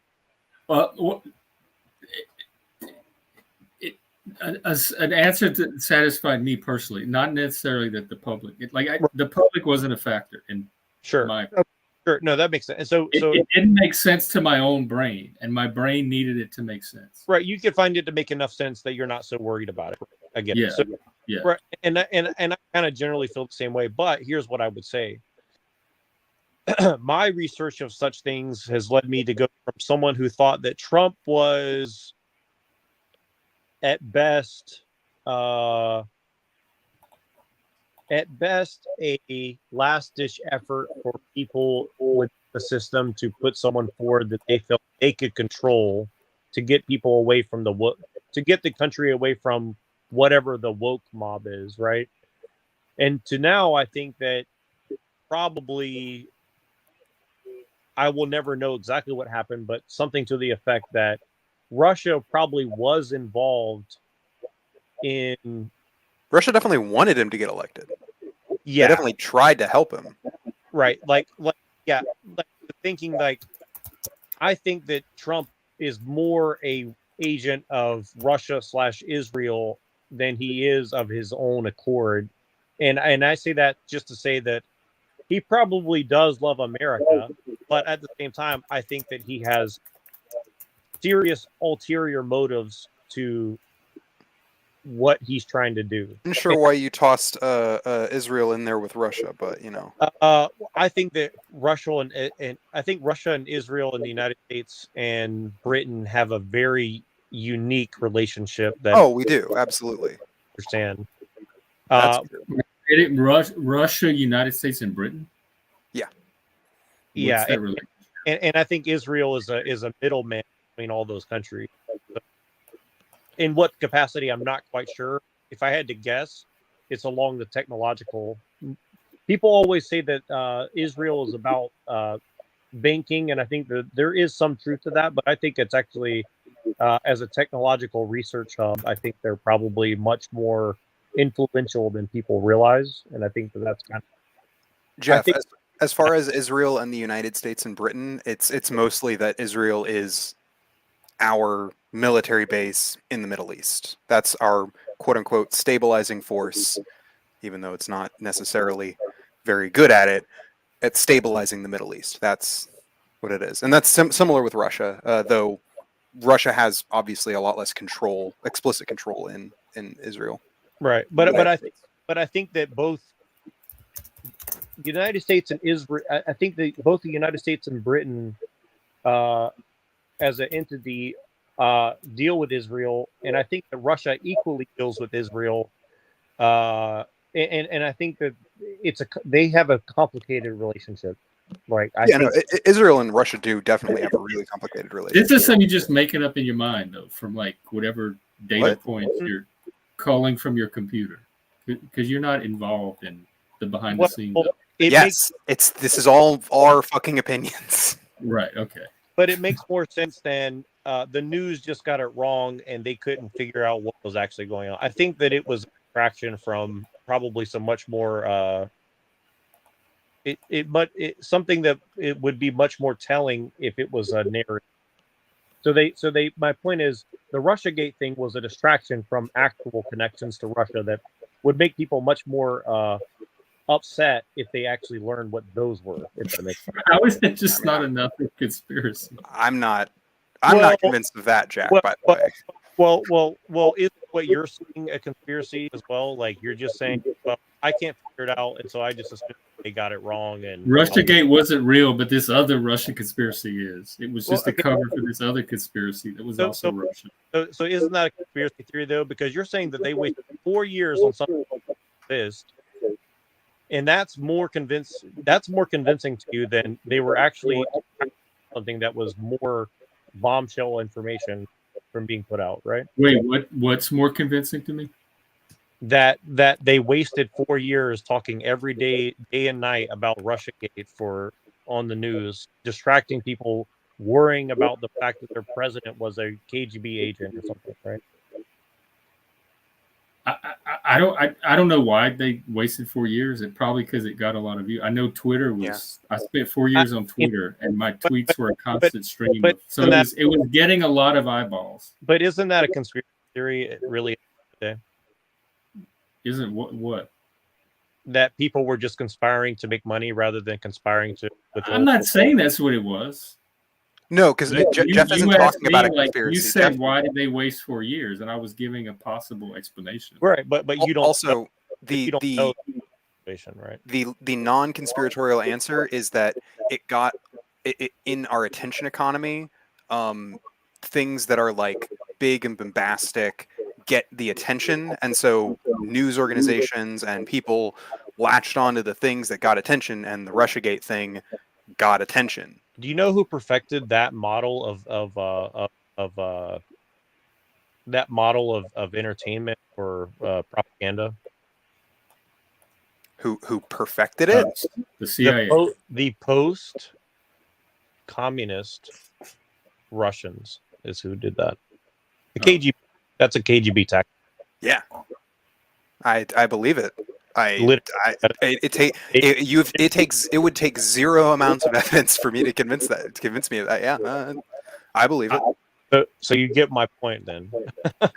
I don't see your point though. Like, sure, the KGB did perfect that or begin it or whatever, but like the United States KGB tactics to distract the population via saying that it's quote unquote to make money for. I see what you're saying, and I see how it's plausible, but like I don't think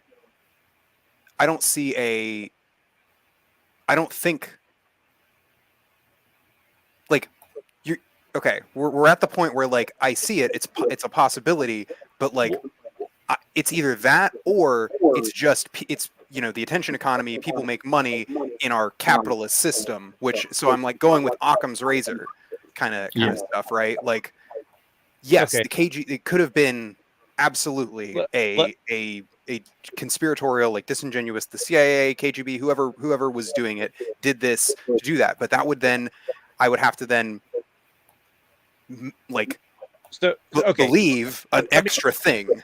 Let me rephrase it a different way.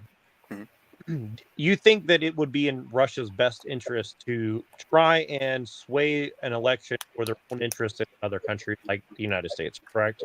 Yes. Do you think that people within the United States would also put up such an effort in order to sway the election in their own country using the same apparatus? Yes. Okay, then. So that's what I'm saying. What I'm saying is, in the same way that Russia is capable of, trying to manipulate a foreign election and probably their own election, the United States is certainly not afraid to do that in a foreign manner or domestically. So, either way, well, I don't know if we're as willing to be as open about it as Russia is, but with social media, you don't need to be open about it at all. Yeah, well, but yet Russia still is. So, like, that's what I'm saying. In the same way that the Independent says that modern art was a CIA weapon. I mean, allegedly. Well, it's admitted that they did it over 100 years ago in the United States. That's not how art works. I only wish people who were not artists had the power to evolve art, but art evolves from within its own medium. Yeah. Well, you could argue that within popular art, that you can't the CIA can't force people to like a certain type of art. No, but that happens organically. But they can fund people that agree with their general disposition that they want the people around. Yeah, but that doesn't guarantee that the public is going to adopt that art. They can spend all the money. For what it's worth, modern art isn't your average person doesn't really have even much of an opinion on public art or on modern art. At least even more. That even makes my point even more. You can't control what the artists think about the art. Yeah. Well, if you knew of what came before the CIA and what they did to basically fund every major entertainment industry in the 1930s and 40s and 50s and 60s, then you would already know that it's not only possible, but it is extremely likely that You can people pour You just- money all the time into pieces of crap that the public Yeah. has no taste for whatsoever. Yeah. Like, I mean, modern art's a lot of If things. that's the extent of their power is funding things, that does not guarantee influence or control over people's taste. what it does give distraction. But I want to get back to the elections because it sounds like you don't. Are you doubting whether the elections in the United States are free? Well, I doubt whether they matter more than I doubt they're free or not. Okay. I think there are definitely elections that matter more than others. That's true.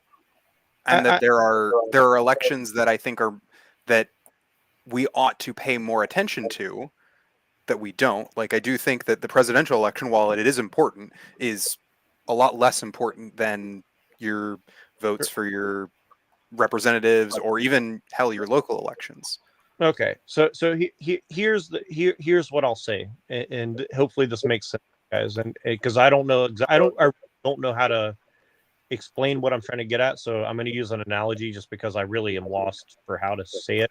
Mhm. So if you were going for surgery, life-saving procedure, and you knew that, let's say that perhaps you only had a 15% chance of survival, you would want the best doctor that had the best credentials and had the most references. Like, this guy is the guy, confirmed as best to the standards of practice. We can say this guy is going to take that 15% to as high as possible, right? I've been in that situation, so yeah. Okay. I've been in a similar kind of situation here. Jeff, would you say the same? I'm sorry. What I was reading. Yeah, if you had to get a life-saving thing, you would want doctors to be competent. Doctor to be the best he could possibly be in every measurable way, right? Yeah. I wanted to be competent. Yes, as competent as possible. Yeah. You would want the best possible doctor. So that I here's can afford. Like, I know I'm not going to get the millionaire doctors, but I'd want them to be, whatever healthcare system I use, I'd want them to be as competent as possible. sure. So here's what I'm saying. What about our system that the people that we elect into a position or unelected, which is also very important within the bureaucracy, by what measure can we measure their morality, or B, measure their honesty, or C, measure their financial or otherwise loyalties that they owe to people? All I have to go by is their actions, and which normally shows up as a voting record. Yeah. There's no like objective way. There's just a subjective way. There's a number of subjective ways that we can measure those. Right. And I guess you could argue the same for doctors. Like, I mean, but you would hope that there was a non-subjective way of judging whether or not your doctor is going to help you survive, right? Yeah, I mean, well, with doctors, there's a non-subjective way. It's probabilistic. Yeah, I guess it is. Right. I guess it's not non-subjective. It is more just probabilistic. But you see, like, how someone like me who's looking at politics and all this stuff as, well, we just have to assume from an objective standpoint that the people in charge are not running us off a cliff, for example. Right? I don't call that objective, but it sounds like you don't trust your government. Like something, there's some reason that you have a lower level of trust. I don't trust people that I've known since I was a child. So I mean, so were you just naturally? You're just like, maybe it's temperamental. You just have this naturally mistrustful temperament, and I'm more naturally. I trust people and have a reason not. What I'm saying is, when you're putting your life and your existence and your morality in the hands of someone else, shouldn't there be a standard to which you hold them to that you can actually measure? Yeah, it's usually their voting record. That's why Donald Trump didn't get a. Well, okay, I like this because you guys use the term voting record. How many bills have you read that these people are voting for? Me personally, hardly any. But if I wanted to, the information, like my local politicians, I'll sometimes do a little bit of that kind of Right. research. If you knew with, that with local politicians, it's actually less about voting record and usually more about like their actual policies that they put forward. So usually, actually, with local politicians, it's easier because you don't even necessarily have to like read every single bill to know what's good or not, because you live there and you can usually see the effects of the policies that get enacted. Sure. I'll be right back, y'all. Keep going. Sure. Yeah, and I'll try to get more specific about what I mean. So, and hopefully you can hear me, Jeff. If not, I'll try to do a summary. But here's what I'm trying to get at. If you know that most of the people that are voting on these bills aren't reading it, and even the people that work for them are probably reading it for them and giving them a summary, and then they vote, or people in their party or people around them have significant influence on whether they vote or something on Cough, something. cough, Dianne Feinstein. Say that again. I said cough, cough, Dianne Feinstein.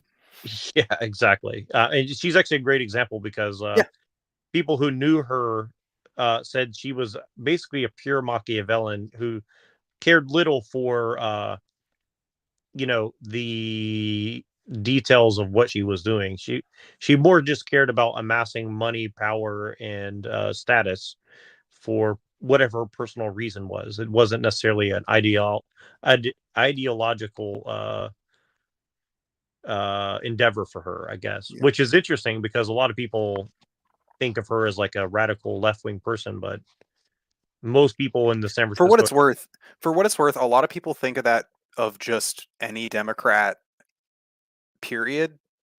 They think it incorrectly, but this is other people on the left who apparently, but really? Wait, are there people who thought Dianne Feinstein was like a progressive or something? Or, well, I mean, maybe people left of her, I guess, like people. Yeah, maybe liberals. Sure, liberals may have. I mean, yeah, no. I mean, I include liberals. Maybe just because of just tribalism, probably. Probably. It just categorize everybody. It's not right. Like people who did, like the police, for example, said that she was like basically a jackbooted fascist because she basically just wanted her own personal secret police that just did whatever she wanted, essentially. Who are we talking about? Dianne Feinstein. Yeah, Feinstein. Now, I'm not saying that makes it true. I'm just saying this is what people who knew her for a very, back in the day have said, and were heavily involved in the political situation. He was coming up in her power or whatever. And again, I'm not saying that makes it true. I'm just saying like people have said such things who seem to take the subject matter seriously. But what I'm trying to get at is this. So if people are voting on bills that they haven't read, then because they trust somebody else to tell them what's best, now you see like now it's even. I mean, ideally, you wouldn't vote for a politician who wouldn't themselves actually like actively try and. Well, but see that, but then it goes down to procedure, because then if you understand the way the procedure works, that times these bills are 16,000 pages, and yeah, but it's in nobody's best interest to lie to a politician about what's in the bill when they can easily look it up. Like you're going to get caught. One man's lie, another man's contextualization. you and Canuck both seem very, and I'm cynical about human nature too, but I'm not as skeptical of it as I used to read. I used to work in the defense field and read legal. Oh wait, you cut out. You used to work where? I used to work in the legal defense field where you're still cutting out. Can you hear me now? Maybe. We'll see. Keep talking. You're on mute.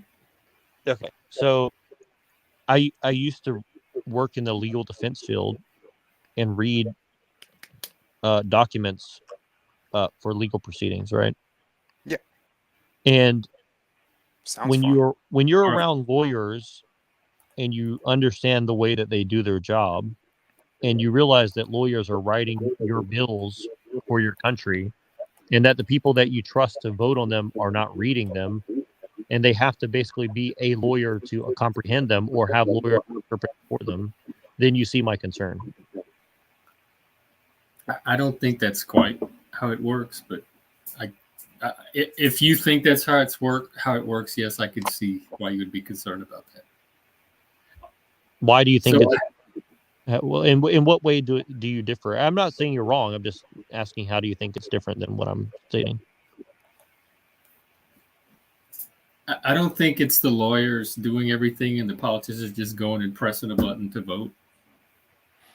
There are cases of that, but yeah, that's not all cases, like fundamentally. But we have like half an hour before the movie, and Emerald can't make it tonight, so we were going to watch Ordinary People. Do y'all just want to watch Scanner Darkly instead and switch to that?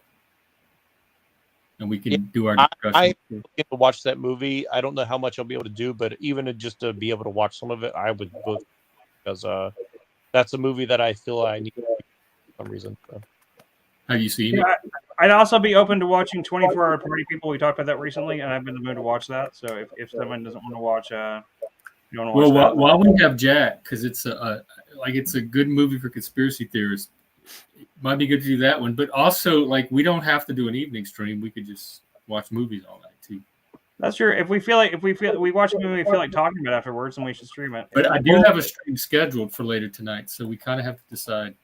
If there was a way that we could all watch the movie and actually record a podcast as we watch it off screen, that would be I think for copyright reasons, no. No. Watch it and then come on and discuss it. No, I mean, you don't play the movie on the screen. You just play our reaction to the movie on the screen. It's going to be hard to do from Discord because I don't really like the whole watching people's active reactions to a movie. Like, well, I'd much rather see the actual after. What I mean is record a podcast while watching. What I'm getting because we'd have to be stopping it every 5 seconds. Somebody want to comment. Right. It would take us 5 hours. I like the way I like the way Red Letter Media does it. Like Red Letter Media, they watch it and they have their discussion thing. And they kind of cut back to their reactions as they're watching it. I really like the way they do that. Because when I'm watching a movie, I have to take in the whole movie. I don't like it interrupted, and then I can talk about. I can make notes or whatever, talk about it. But what I'm saying, you could just silence us out, and then if we start talking about shit in the middle of the movie, you could ignore us while we're talking or something. I'm just saying. I'm just giving you an idea of content production. I'm not saying you have to do it that way. I'm giving you content production idea. That's all. Like having 4 of us on the screen watching a movie that the audience can't see, but we're all watching it and talking about it. Or just talk about whatever we want to while we watch the movie. Yes. While we watch it in the background. It's kind of, I don't know. I also, I guess I had some experience with something like this, which is I think it was the first or second Republican debate this year when they wouldn't allow it to be fucking broadcast except by specific people. So I was having to watch streams and the streamer would be like, "Oh, hey, start it now." And then their stream is just them sitting there and then occasionally commenting it without. We could try an experiment. Okay, this is something that YourMovieSucks.org does. They will do little things where they will watch a movie and they'll watch it all with they'll basically watch it with their voices on over the movie, and they'll record the whole thing, their whole commentary, and they'll go back and edit it so that edit it out so the pieces are short enough so they can't get the copy strict for copyright violations, and then upload it as a separate video instead of doing a live thing. We could do that as an experiment if you wanted to try that. Maybe not tonight, but we could try that sometime. Do you have the technology to do that? Yeah, we just record on Discord. Oh, and then so it wouldn't be live; it would just be uploaded. No, it wouldn't be live. We would just record us while we're watching the movie on Discord, and then once the movie's over with, whoever would take it. Jack's really good at editing. You could go through and just edit the funny parts and stuff like that, and just kind of point out the things that are really funny about it, and then go on from there. For a movie whatever we're watching, it may not be that. They usually do it for bad movies, which is usually why it's funny. So it may not work for kind of movies we're talking about. But still, it's an idea anyway. Okay, I'll be right back again. Yeah. Okay. I was trying to find this movie called Branded. I put the trailer there for it. The second link I put is not the movie. I thought it was I thought it was the actual movie on YouTube, and it's some Asian film instead. But you should check this trailer out. The first of the two IMDb links I put there. It's really interesting. It's a movie that's really, it tries really hard to be about something, and it turns into something really. It's a bizarre movie. I can't even say it's a good movie, but it's worth watching because the movie starts out with like this really detailed explanation of the birth of propaganda in Russia. It's a Russian made film too, and it's got like some actors and actresses that people have seen like Lily Sobieski's in it, and what's the other guy? Jeffrey Tambor's in it. And it goes on as it goes on, like the idea of propaganda and advertisements take on their own. They start taking on they become like egregores, sort of like these actual but physical things that like start like attaching themselves to people's like minds and like. This is a Russian film. It's a very weird movie, and it's not a very my god. But it's very interesting, and I think that there's a lot of interesting ideas in it. And I would like to try to find it and watch it on streams, and just because it's the kind of movie that we could definitely do that with, because it's kind of hilariously bad in some places. Is it really? It's got some really interesting ideas in it. What's that? Is it really? It does kind of like actually seem interesting. Like I'm not sure. It does, yeah. I'm not sure. It is interesting in places. It's just also very weird. Well, yeah. I mean, Russian movies that aren't like historical dramas tend to be kind of fucking weird. Russian media tends to be kind of fucking weird. My favorite director of all time is Russian, is Andrei Tarkovsky. So, like, I mean, I guess I have a soft spot for Russian films in general. I mean, I'm also like thinking of just like Russian books too, because like Russian books are fucking weird. You're watching Tarkovsky, like Stalker, Mirror, Andrei Rublev, anything like that? Tarkovsky is probably, I think Tarkovsky is the most underrated composer that I've ever heard of. You say Tchaikovsky? Tchaikovsky, the guy, of 1812. No, I'm talking about Tarkovsky, the filmmaker. Yeah. Oh, I'm talking about Tchaikovsky, the composer. Yeah. Which is a great composer too. But I was talking about the filmmaker Tarkovsky. Yeah, he's my all time. He's my filmmaking hero, I guess. At the end of the day, he's the director I learned the most from. All them damn recipes sound the same. Tarkovsky has a way of creating like these poetic kind of like, I don't know. I think you'd appreciate, Jack, you should really watch Mirror, Tarkovsky.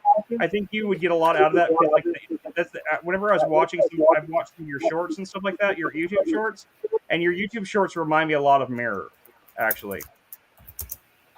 Yeah, I gotta look. I've never heard that movie. Mirror? Yeah, I never. Yeah, it's you might have to like. There's more than one movie named Mirror, but yeah, you might have to like Mirror Tarkovsky. Let me see if I can find it because that name is I thought you said Near for a second, and I was like, "Ooh, best video game ever!" What? Oh yeah, Near is great. Specifically, Automata is the one I've played. I never got Automata is one I played too. I never finished it, but I loved it though. Oh, I mean, so I got to the point where I just got so far into it, and I kept having to put it down and go like do life things, and I'd come back and I have no idea where it was. So it's one of the movies that got it. I have a slightly funny story about Nier. For me, I played it on a little shitty crap top that I had, so it was running at like 10 frames per second, which sounds like unbearable, which it was. But I played the entire game like that, and it actually gave me a huge advantage because I could like easily react to every single thing on screen because it was all happening in basically slow motion. It was very funny. Just playing through that game in slow motion. That's funny. I only ever played the PS4, so I didn't have that experience with it, but that sounds interesting. I did hate the 9S segments. 9S is like my least favorite character.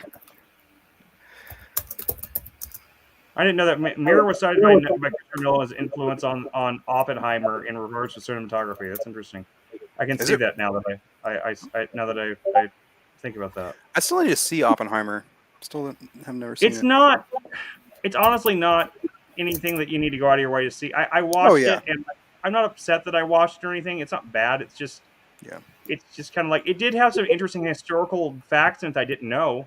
Yeah. As long as it wasn't like stuff that was edited for poetic effect, but I think that it was going for truth. So the historical aspects of it that I wasn't aware of were very interesting, but it's very it's still just I don't know. It didn't really I didn't find out besides some fact stuff. I didn't really find out anything much about Oppenheimer that made him all that more interesting to me, or made him more compelling or it anything. really justified a 3-hour film about him. You know what I mean? Yeah.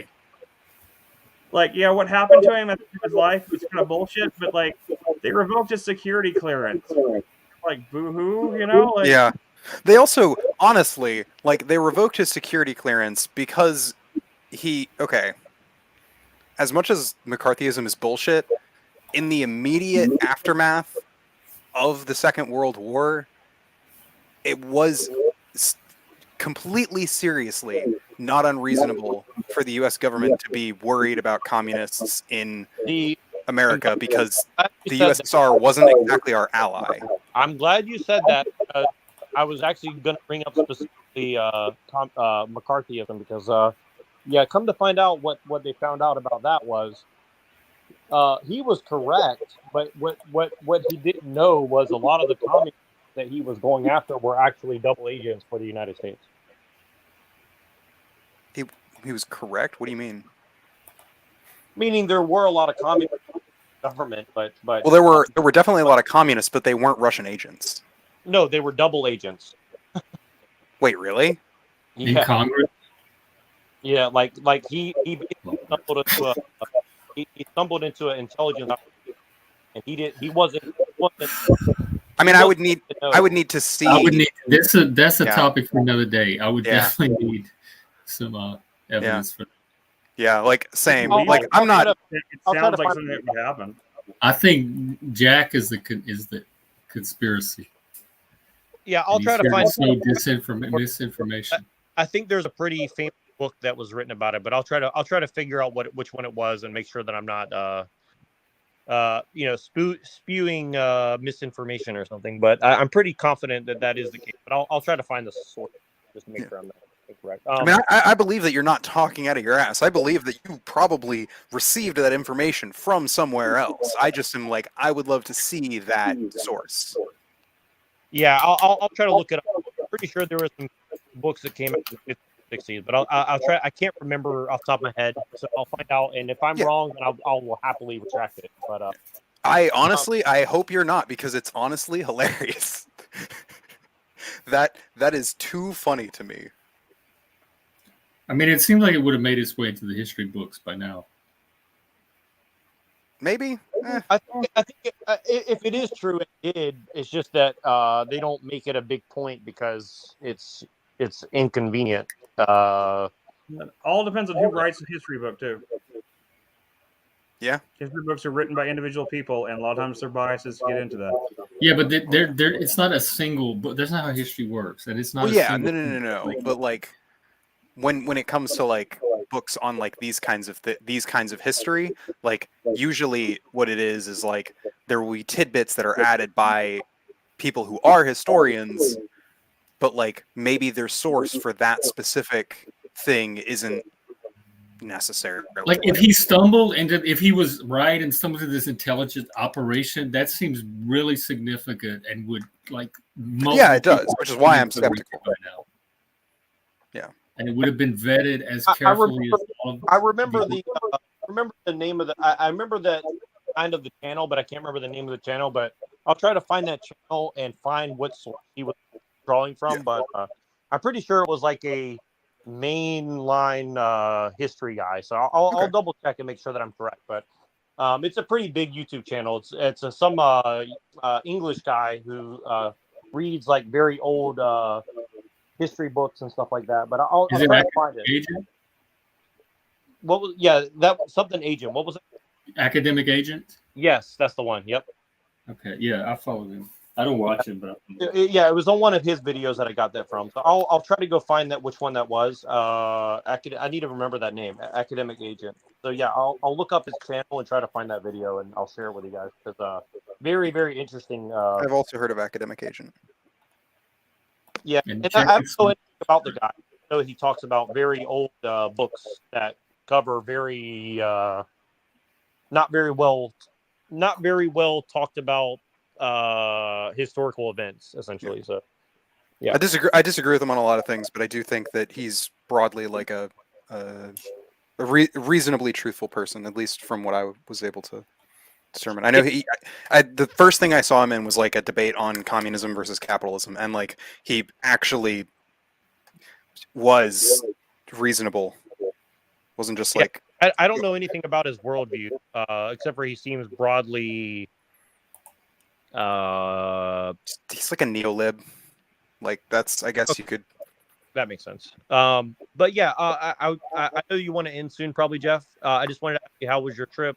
And because I haven't talked to you since you got back. Oh, my trip back.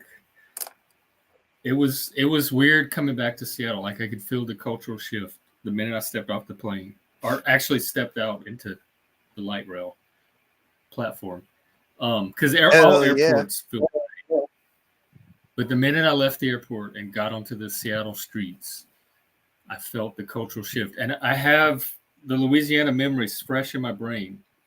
So the contrast between the two cultures was very, very sharp and vivid for me. And I realized just how much not a part of this culture I am. Yeah, I live in the Bay Area, but I don't go to San Francisco often. But I had to go this morning, and the aggression that I just got from like just 3 hours in San Francisco this morning is like ridiculous, man. It's like it's hard to quantify, but it's like just a very like aggressive, nasty mentality. A lot of the individual people are actually very nice, but I'm just saying like the vibe of that place is just way out of whack. I've been there in 25 years. I can only imagine. Well, all those places that were open and busy before are now like shuttered, and there's like literally tents on some of the ways and stuff, and people are like, I mean, it's not as bad as it has been, but it's pretty negative. Yeah, I had a friend from Seattle that visited, and he came back and said how degraded and deteriorated it was. He couldn't believe it. You know what's funny? Like the only people I saw today with like a genuine smile on their face were like these Muslim people that I ran into. Everybody else was like in this like just decrepit mood. I mean, people smiled, but it was like very, like forced. You know what I mean? Yeah, that used to be the Mecca growing up. Everybody tried to get away to San Francisco and yeah, and it is sad for me. Their perfect life. For all of San Francisco's problems, I always thought that San Francisco, it was never like a super friendly place, but it was a place where people were like not hostile. And I think that is definitely definitely true. I fell in love with it when I first visited, and that's why I moved there. I lived there for a couple of months. I was enchanted with it. Honestly, I'm gonna be real. Like the least hostile place I've ever lived in is a city in the South. Is Memphis. Yeah. Memphis is like one of the least hostile. Rural areas, it's like it kind of depends, whether or not people are gonna be hostile. But like in like Memphis, the city broadly, like it's just not a very hostile city. People there. I find red states way more friendly than blue state. I want to move to a red state so bad. Yeah, I think I might need to. Like, actually, I love California a lot. I really do. But I think it's the attitude of the people here that's just making me. It's not even the policy, which I think is very bad. It's the attitude. The social climate. It's the what? The social climate. Yes, correct. Yep. Because I think a lot of individuals are actually very good people here, but the social dynamics is where people feel as if they cannot be themselves, and so people aren't themselves. That's why I left the South. Like people like me left the South to come to the blue states to be ourselves, and that's the place I least feel free. I mean, it doesn't stop me, but there's definitely more consequences for trying to be yourself up here than there ever was in the South. I mean, it depends on what you mean by being yourself. I've noticed that in Dallas, people are less open to like conversations with strangers and stuff like that. But in general, like people smile at us, you know. Like I mean, well, especially with the baby. I mean, the baby definitely like changes that. But I generally find that I've never had a single hostile interaction in all 8 years I've lived here in Dallas. I've never had a single hostile interaction with anybody. I've never had anybody like trying to like do like like what's up bro kind of thing. I've never had like bumped into somebody and somebody try to get violent with me or anything like. I've never had anything like that happen ever in Dallas at all. So And the only thing I can think of is I keep hearing this about all the cities, blue or red state, and it's just weird, you know? People in cities, apart from I guess specific cities. Yeah, I'm definitely not a city person. Like New Orleans, I'd say might be an exception, but I'm definitely not a city person. Like the urban. Now I do prefer Way. living in rural areas, but that's because in rural areas you get left the fuck alone. Cities too. At least in Seattle. Like I feel like it was people broadly are like friendly. People in public are warmer. In Whoa, what? cities that I've lived in. Yeah, even in Seattle. In Seattle? At least everywhere I've been. Yeah, I mean I don't live or go into directly. That's probably my biggest complaint is the lack of warmth. There's more warmth in like social warmth in the South than up here. It's very cold, and they have the Seattle freeze. Like they have a whole Wikipedia article on it. So it surprises me that you find anything warm in that city. Well, no, that's a good point too, though. Like in the South, there's a lot of people I don't like and that don't like me, but we still are polite to each other and like get through it. You know what I'm saying? Oh well, yeah. I mean, like that's you have to because there's only fucking 12 people who live in your town in the South, so it's like, not getting along. Well, even despite that, people will still not get along. Like oh god. Don't even get me started on like my buddy and all of his dozens of like enemies in the local town. Yeah, I had a few of those. The people up here are hostile to the idea of socializing at all. Like just the act of trying to be social provokes hostility, and that doesn't happen in the South. They may not want to talk to you, but they're not going to like actively hate you and let me ask toward you for trying to be social. Just out of curiosity, have you ever been in the social group with more than a few Asians in Seattle? I don't know because I don't pay attention to race really. I'd have to really sit down and think about it. Like I've been around Asian. They were in like a majority Asian group. One of the doctor's offices I worked in, the doctor was Asian and like half the staff because she hired people she knew, but I didn't notice anything about it. Well, yeah, I guess the closest thing I've ever done is like be in like a game store and like everyone at the table except for me was probably like ethnically Asian. They looked like so. Well, I guess my question was like, how did you feel you got treated as an actor versus how you get treated in Seattle, bro? As a monitor, you cut out a little bit, so I didn't hear the question. How did do you feel like it was a different experience in any way with the primarily Asian group of people versus the general population? Well, they were co-workers, so we were all friendly with each other. Like, but I don't know. I didn't know, and that was my first year here. That's before I really got to know the culture, so nothing really stood out about them.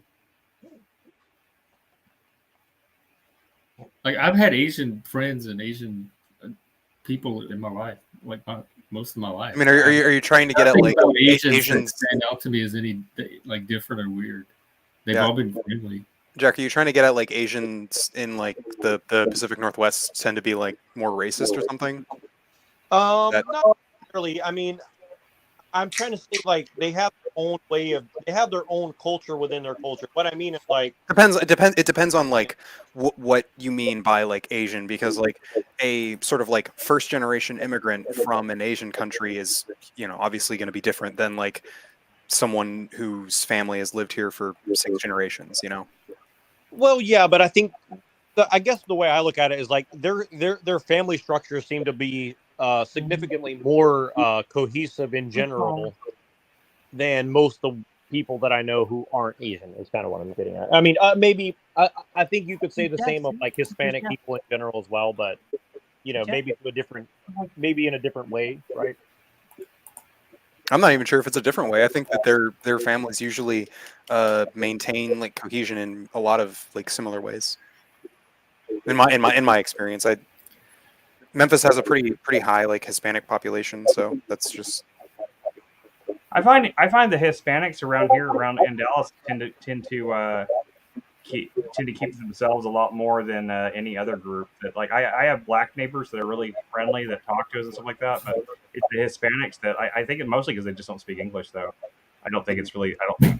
I think maybe they would be friendly, but they don't speak English. So well, kind of what I mean. Like I noticed, like Asians have a relatively resilient culture, even though they're in a different place, right? Like they kind of like they do participate in general society, but they retain their culture, even second, third generation, more so than I think a lot of other cultures that I've seen. Is kind of what I'm getting at. Like if you talk to Filipinos or you talk to Chinese or whatever East Asian people that Kind of depends. In my experience, like I've one of my best friends in college was his dad was Thai, first generation like Thai immigrant, and then like his mom was a first generation, I think, Mexican immigrant, or maybe some Central American country,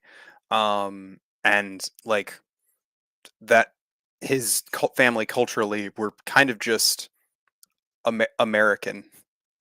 Like the closest thing was like his dad did whatever the Thai martial art is. I can't remember what it's called, but his dad did that. Muay Thai. Muay Thai, yeah. And then his mom cooked like some bomb ass food, because Hispanic food is fucking the best. Just all of it. Yeah, no. We're gonna have to I know you got to go, but go ahead, because we have to end soon to go start the movie. But go ahead. Yeah, what I was just trying to get at was that, I have been around, in different workspaces, around different kinds of people, of pretty much every generalization you can think of, right? And what I noticed among the Asians is like, you will never be in their group, but if you act with a relative sense of politeness and honor and all this, like they will never disrespect you or push you away, in the sense, like I feel like to the same degree that, like you said, like it's like when you go to the general. Sorry, yeah, my microphone is probably not listening. But anyways, I was just saying that I got a different reaction from dealing with different communities of different. We can pick this up next time. It'll be. Sounds good. Welcome back to Hell on Earth. I mean, Seattle. Oh, now I'm getting the low bar signal. It might be me cutting.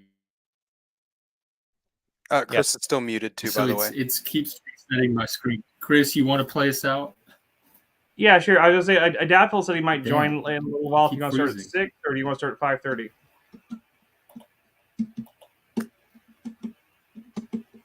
Are y'all there? Say again, Chris, because Jeff's saying he's cutting out. I said we're starting now. Wait, say again. So do you want to start at my StreamYard keeps going out. I'm getting the low bar signal, so I'm. So do you want to try to start at 6 Central or 5:30? Because I said Adaptable said he might be able to join a little bit later too. So I don't know if you want to wait a little bit or you want us to jump right into it.